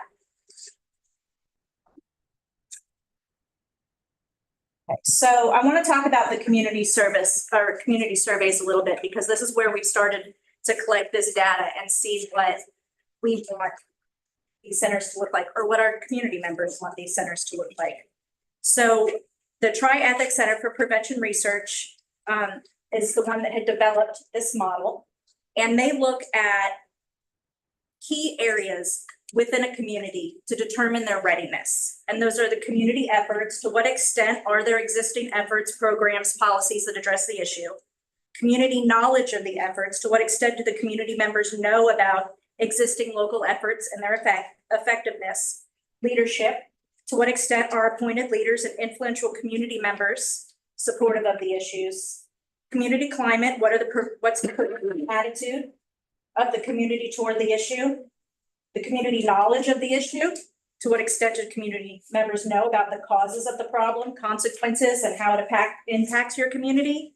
And the resources related to the issue. To what extent are local resources, people, time, money, space available to support those efforts? And we look at those on a scale of, there you go, good job, of 9 items, and starting with the beginning of just no awareness of it at all.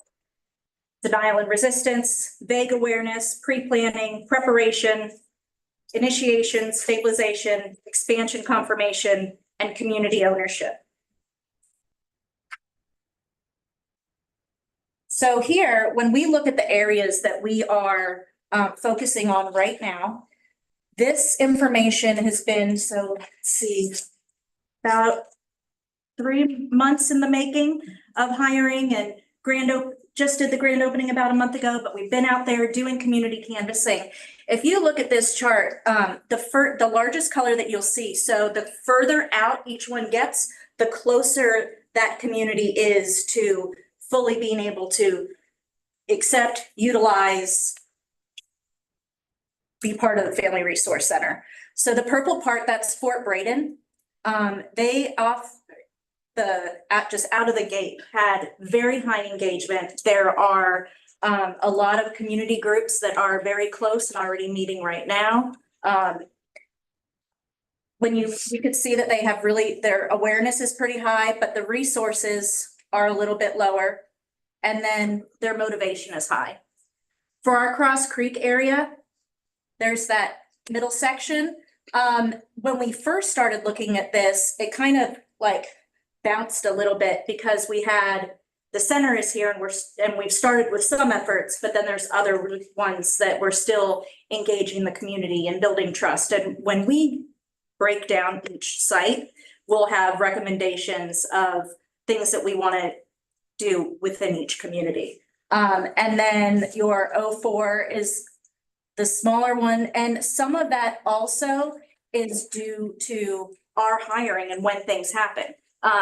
Miss Ashley, who has hit the ground running and been amazing over there, but she also just started, how long ago? 2-3 weeks ago. Yeah. I was taking you so long.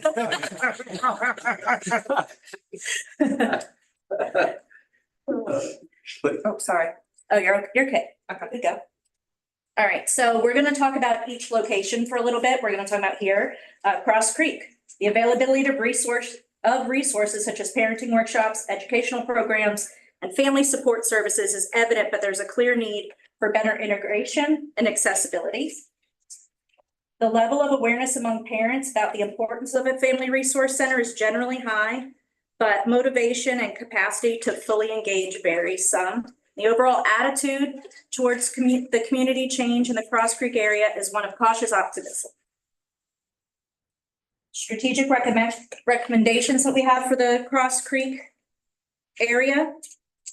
We are in the mid stages of readiness. I will say, when you look at the national model, because we're also using the national standards that we compare this to, it is after 9 months of opening, they expect to be at a 60% of awareness in the community. So when we look at how things transpose on a national level versus what we've been able to do here in Leon County, I do think that awareness has been just baller. Like, good job, everybody. Just what? Baller. Wow. I have teenage kids. It happens sometimes. I love your swag. All right, no cap, let's get back to work.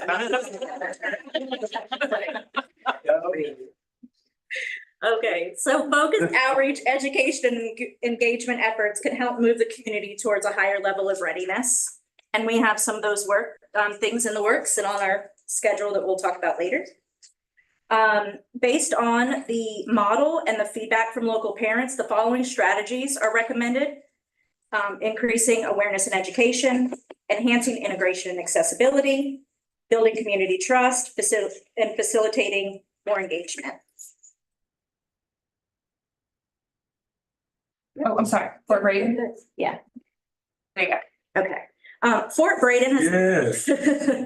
Very good. Has emerged as one of the most prepared communities for the establishment of a family resource center. The area is characterized by significant challenges, including high poverty rates and food insecurity, limited access to healthcare and educational resources. These factors have created a heightened need for support services, which in turn have led to a strong desire among residents for community-based solutions like a family resource program. Preliminary, you can stay on for a second. Preliminary assessments indicate that Fort Brady may be more engaged and ready for a family resource center, reflecting the unique needs and community dynamics of each area. Fort Braden sees a significant challenges, didn't say that twice, yes, poverty rates, food insecurity, and limited access to healthcare and educational services. Right now, we want to focus on active local advocacy. There is a higher level of grassroots activism happening in that area where Kimmy has been amazing in getting involved with the football leagues and the local churches and Boy Scouts and engaging parents. She has 8 on her parent advisory team right now.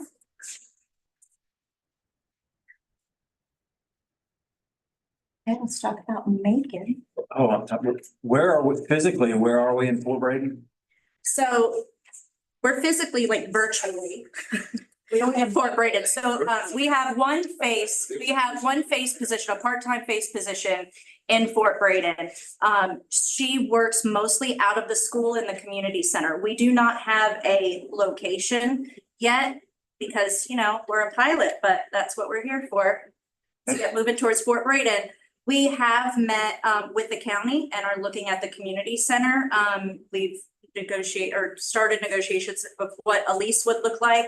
And the Boys and Girls Club is there also. So we think being able to co-locate services in that particular area at a very reasonable rent will be our best bet for the Fort Braden area. So that's what we would Well, like to do Commissioner there. Cummings will tell you that the county is leading initiatives to strengthen broadband in that area because digital divide is real. We deal with that also with the Fort Braden School Community Center, but it is a community that is so, and it's a part of my district that is woefully underserved. It's a food desert, it's a technology desert. So the resources that we bring them will be really, really critical. So I'm glad that we got them as a part of our list because there are certainly working class resources and children out there. The paucity of services that are made available because it's so far out Highway 20, almost to Liberty County, that they are oftentimes forgotten. So as we start this pilot, I'm glad to know that you're in consultation with the county because they also are trying to ramp up services out there. She's our at-large commissioner, Commissioner McMahon is also part of that. So anyway, we can be helpful to help to strengthen whatever partnerships that can help to undergird what you're trying to do. I think we're happy to help. I know I could talk to my boss over there. But my office is helping to ramp up the broadband for those communities outside of the urban service area. And that conversation came up when we were talking about leasing options and things like that too. So I think that there's a lot of potential for collaboration and focused collaboration.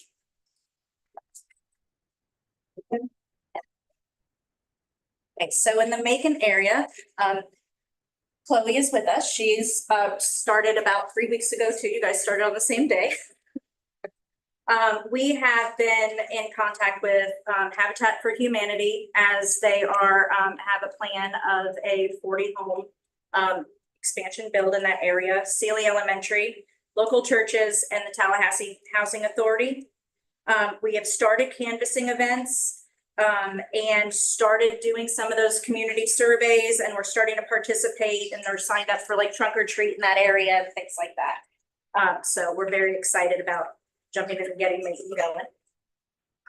For Griffin Heights, Ashley has been very active in the community. She has recruited 3 parents for her parent advisory group.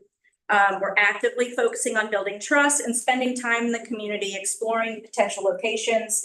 Walkability and access will be very important in that area for us. Yes. You also add, the city has also made a major investment in Griffin Heights through the family, it's a neighborhood first program, but they've also identified resources. That's another option for undergirding your efforts in that area. Excellent. John Baker. I know. Community engagement efforts across targeted areas. And you'll see on your pink and white list is most up to date. Because we went ahead and added in September, even though it wasn't, this slide was prior to that. But we've had over 20 meetings. We've started conducting our neighborhood readiness assessments. Here we had 6 parents recruited, and that is between Miss Ashley and Miss Ivory, but then Kimmy has her 8 over at Fort Braden too that I did not include in that slide. Gaps by analysis. I'm sorry. So when we looked through data of the area and feedback from parents, these are the gaps that so far we have identified. These community surveys will be ongoing so that we can continue to get information from the communities that can drive where we go next.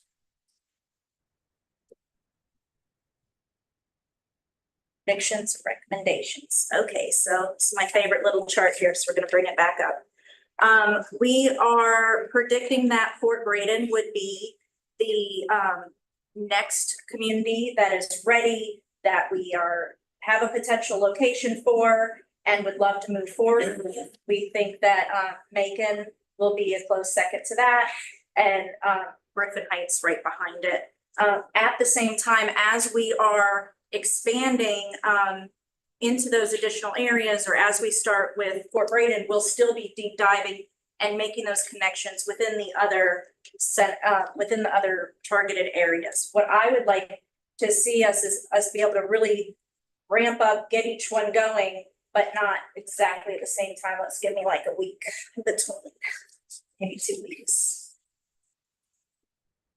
So that brings us into our phases. There's more detailed information in here, but for the immediate actions in all 4 zip codes, we'll focus on 32301 for increasing awareness and motivation, continuing to conduct surveys and focus groups to understand community needs, expand partnerships with local organizations, and implement the next program into 32310. The next, following that, to officially roll out the FRC and 32310 or Fort Braden, and then use the success and insights gained from intensified engagement here at Cross Creek to plan for future expansion. Phase 3 would be the official rollout of the expansion of 32301 or Cross Creek, and then start intensive community engagements in 04 and 03. And then, phase 4 would be a soft launch for 03 and 04, or begin to roll out, or 04, soft launch, sorry, and begin to roll out heavier targeted community engagement in 03.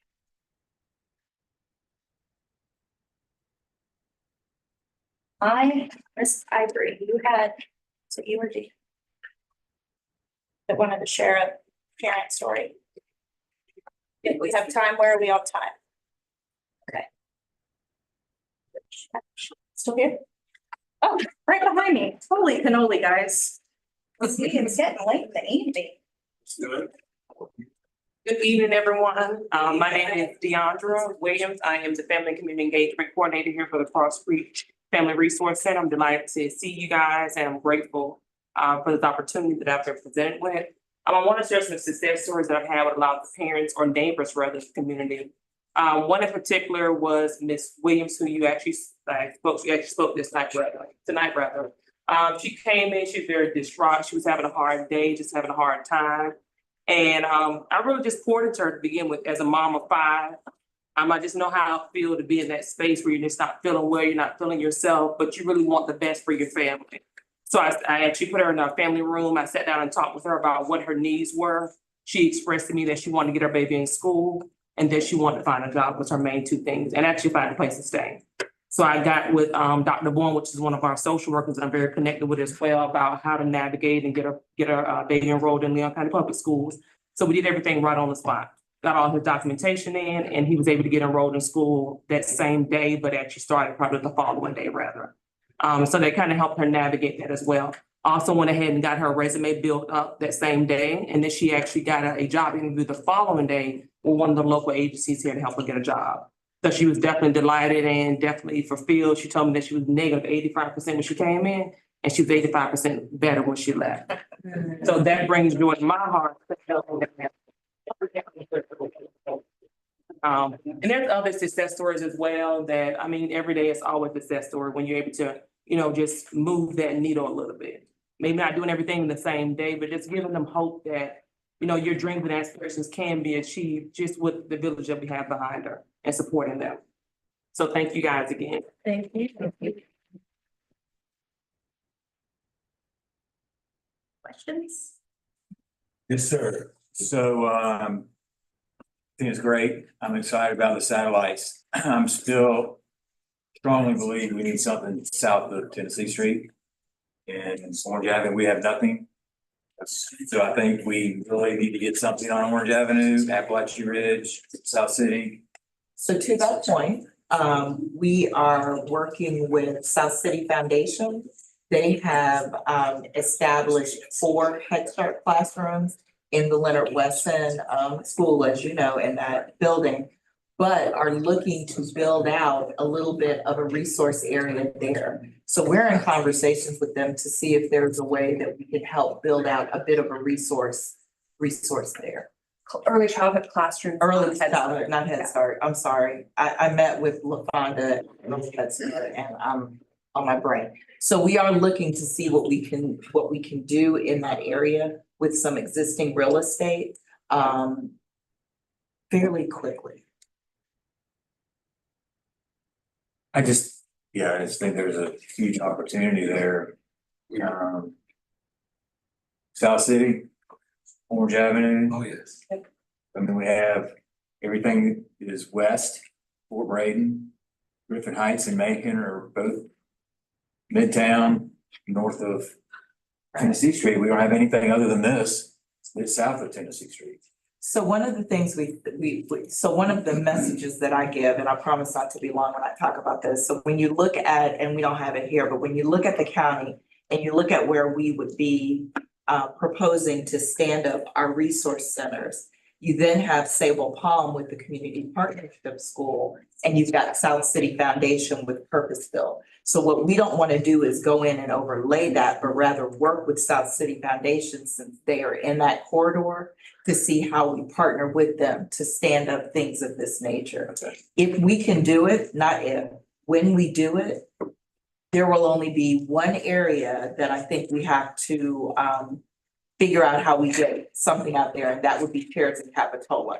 But once all of these centers are up, you've got the Community Partnership School as well as South City Foundation and Purposeville. There is somewhere that any family can access when they need help. I wouldn't hold my breath on some of these other things getting up and going. Let me just say it that way. I have a question too. I'm sorry. Yes, sir. I believe, I might be tired of hunger, but I believe in being honest. This wasn't really like helpful for me entirely. Just to be honest with you. And you know, it's hard to have this information provided now and then read to us and trying to digest. And I'm also always thinking about other people. I'm thinking about our newer council members on here. I think to rock Superintendent Hannah's point, when is the contract? When do they have to have, I can't remember, they had an extension or they had to have a certain deliverables by what date? By the end, well, it's December. For this area, it's December, but we'd be looking at bringing authorization for you to consider for the next expansion at the October meeting, which is why we're doing the workshop on October 10th. And you all, the staff are heavily involved in assisting them, right, and kind of meeting the deliverables of that contract we voted on, which is going to be, I just think that energy for this platform, to Superintendent Hannah's point, we're going to be voting on this. I think it was one of their responsibilities to kind of support where they move. And I saw that she was touching on like, okay, we're going to go, and I saw that, but I think there was an opportunity for more valuable information to kind of speak to the current contract, that the deliverables, and this didn't quite get it for me. So if I may, that's one of the reasons we planned the October 10th workshop, so that there can be a deep dive into it. This literally was an overview. We know how our meetings can get a little long, but at that workshop, any questions you have, their whole expansion plan, the budget that goes along with it, looking at those contract deliverables will all be there. And because we knew this would not be enough time to really dive deep into it. Any other questions? Well, this is here, just real briefly, I know we're keeping a record of the number of people that we have served, and I know we just got the ribbon a couple of weeks ago, but do we know the number of children we have served, of families we have served? We're keeping records of that, right? We are, right now, we are keeping sign-in sheets, and we are collecting demographic information on all of the surveys that we do, so we can have that. And then Stacy and Holly are working together to create the database that we will be using when we are fully tracking members, which in the contract, it looks like it's by the end of December, but we're going to be being able to do that within the next month or so, as far as getting those numbers in. But we do have it all. It's just a matter of transposing it into the SAMA system. Well, this one follow-up, do we have an idea of the number of people we serve on a daily basis? Ivory, how many people have been in?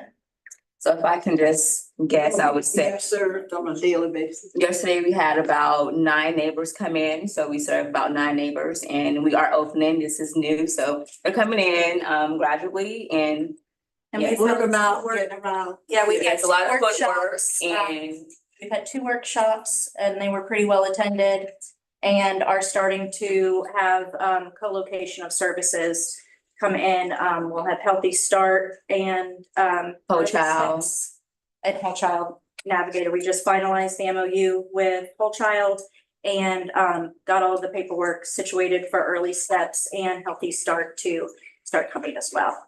And just one other question, Mr. Chair, on point. I know part of it overall was contracting with, I believe, 911 and Live Wimble, all that, so. I'm Is that sorry, another- that's a separate program. That's a separate- Yeah, Okay, that's the perinatal navigator. okay, thank you. That's wonderful. Good session. The parental groups, the advisory groups. I saw, how are you getting those parents? I mean, one, I was encouraged to see that there were 8 on the advisory group out in Fort Braden.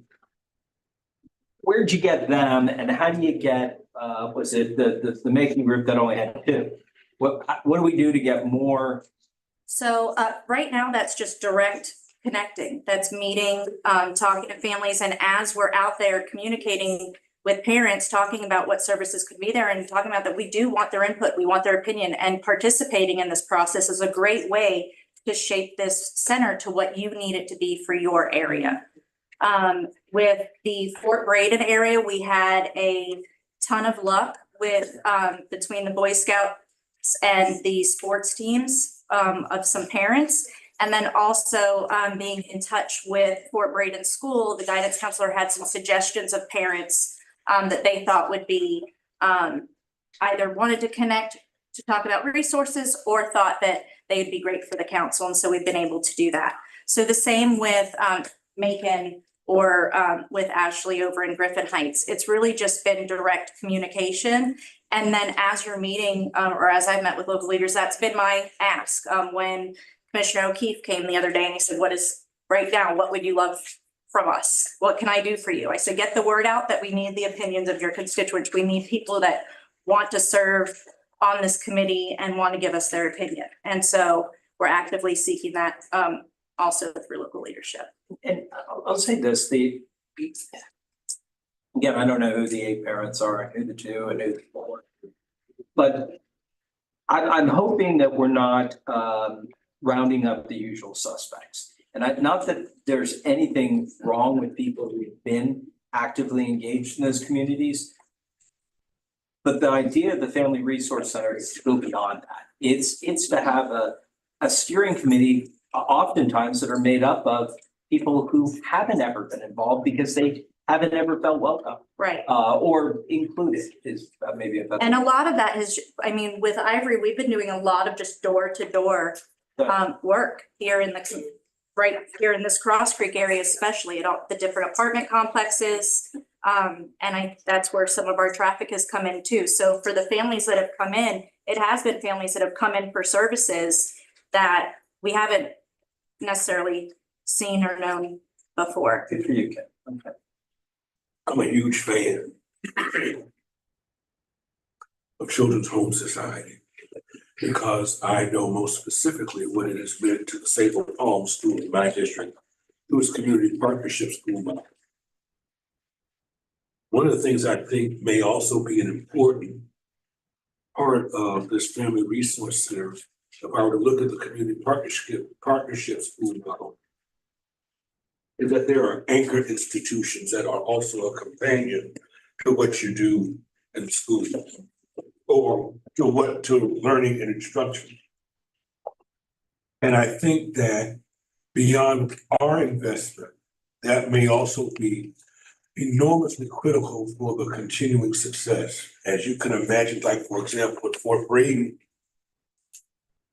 because of it is a community of blight, there are resources, whether it be the academy, like we see in the community partnership schools, FSU, the hospital potentially, the colleges of ed, perhaps schools of social work, but like what we've seen here, but there's got to be more than just, there's got to be some other partners who are going to speak to the whole needs of the family that bring both money, resources, and human capital to bear beyond what we will find just ordinarily and what we've described here. And we, okay, yes. Sorry. No, continue. I was gonna say, so one thing that we have done, just for our own organization is looking at the contract of the core services, and then each of those core services identifying who are the larger consistent organizations that do that, you know, so we have met with Second Harvest and talked about food pantries in different areas and started to get prices and looked at those things. So we are identifying specific organizations in each of the core service areas that are in the contract. But it's until we get a little further and have like more locations for them to go. Right now, we're just focused on getting them scheduled here at Cross Creek, but building that relationship for future expansion as the FRCs expand. Because I mean, the superintendent is aware, and of course, Mrs. Green, when they did that community partnership school and identified those, was it 3 or 4 partners, it was enormously critical that they be engaged. We look at, I mean, you can look now, we have the FSU Health Center right down the street from Sable Palm because of that intentional investment by anchor institutions. And I think that's going to go a long way to supplementing the services. And then I'm also concerned about case management, because a great number of these families come to us through a variety of different entities. Some come to us through, some are being served through 211, others are being served by Capital Area Community Action Agency or Capital City Youth Services. And I wonder, how are we, this Family Resource Center, I hope it has a plan of managing the tracking of the services that we're providing these families and children, such that we can really be able to report back what is that the measurable impact on the Family Resource Center, on the persons with whom we engage, particularly with those human services partners, because I think that's going to go a long way in making certain that we're able to speak to the needs of the whole person, which is what we want this Family Resource Center to do. But it's going to take more than just throwing money at the problem. It's also going to take some sustainable commitment from some major, juggernauts in our community who have to make that same investment if we're going to. And then there's also, and I know this is not your responsibility, but there's got to be economic development brought in those areas. And that's where Commissioner Cummings comes in, right? We've got to make sure that there's a companion of infrastructure, particularly when you look at Fort Brady. Right. And so, and what are we doing to incentivize job creation? We're talking about, you do a job training, but there are no jobs to be had along that entire corridor, right? So that's when we talk about bringing in anchor institutions who will make investments in that community, such that, what are we doing? You know, are we bringing in manufacturers? You got all that land out there. What are we doing to bring businesses out that corridor, right? But you got to have infrastructure. So it requires a larger conversation, but you're going to be the convener of that conversation. And we can be a partner in that, but that's going to take a whole lot more than just $250,000 in a neighborhood. It's got to be more than that, because otherwise, if I live all the way out there and I can't get into town to get a job, that lies the problem. If I live out there and I don't have the digital dividers, I mean, you remember when we had to send the buses out there with the pick up that sign, right? I'm sorry. So the case management. To the case management piece, our staffing structure will has an intake coordinator that will be at the center, and then also a family navigator who is not the same as the behavioral navigator that Whole Child is, but that would be that case management piece. And so that we will have staff to collect the data and make sure that it's in there. When it comes to expansion and working with partners, I think that that's absolutely necessary. I am excited about you. And I'm excited about Children's Home Society because I know the resources that y'all can marshal, right? I know there's an infectious enthusiasm that you bring to meeting the needs of families, right? And I've seen the success. I remember when Sable Palm was a B because of the Community Partnership School. And I remember there were people who were coming there in droves to meet the needs of the kids in my district, right? And because of that model, and I'm looking forward to us replicating that model, I believe, next at Riley, right? But so here with this new design, but with the same type of parent body, bringing that same enthusiasm and skill. I know these family resource leaders can be enormously impactful. But it's a whole lot. How do you eat a whale one bite at a time? But I'm gonna get out the weeds and out the river, but anyway. You're more in the clouds than the weeds. Well, and I appreciate your time. And I know that when I'm later in the agenda, I always get nervous that people are too tired, so I will not rush through as much. Yes. We appreciate cheese and so, but thank you for your grace in that and it's great. Thank you. Good job.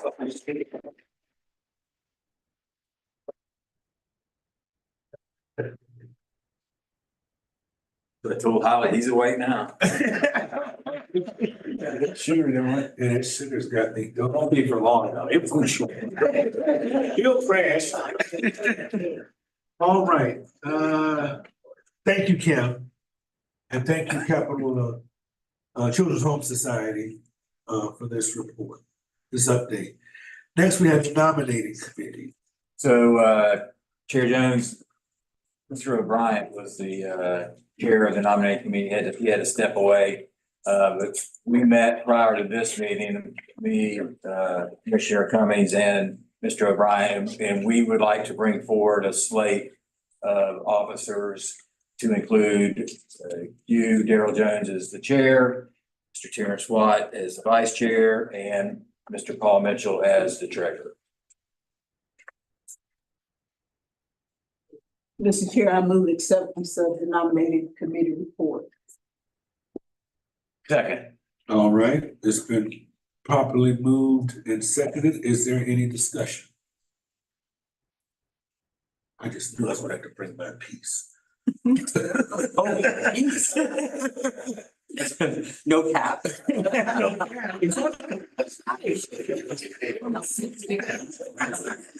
That's all right. I don't know. We'll not, is there any public comment, Mr. There's no public comment. Well, thank you, and I'll take a vote to approve the nominating committee report. All in favor, say aye. Opposed by the same sign. And we will vote in October. All right. Friends, thank y'all so much. Thank you for the nominating committee. I'm humbled. And I'm really humbled to serve with you all. So thank you so very much. I appreciate y'all. Now for our next meeting agenda, friends, we have the SIPS program discussion, FRC expansion approval, committee reports coming from finance and budget and nominating, youth development and scope of work approval, bylaws review and update, parliamentary procedures review, sunshine laws and public records review. Anything else for the good of the order that you would like on the agenda that you might think of right now? If so, just call Mrs. Green. And then I turn the page. Next meeting dates, our trim final hearing is going to be Thursday, September 26th. It was 5 minutes late. You guys were too damn fast. Yeah. I'll be there. You shouldn't have stopped at Burger King. The Finance and Budget Committee will meet on Thursday, October 3rd at 5 p.m. here at the office. Youth Development Summer and FRC Workshop on Thursday, October 10th. And then we'll be back in our full council meeting on Wednesday, October 16th at 4.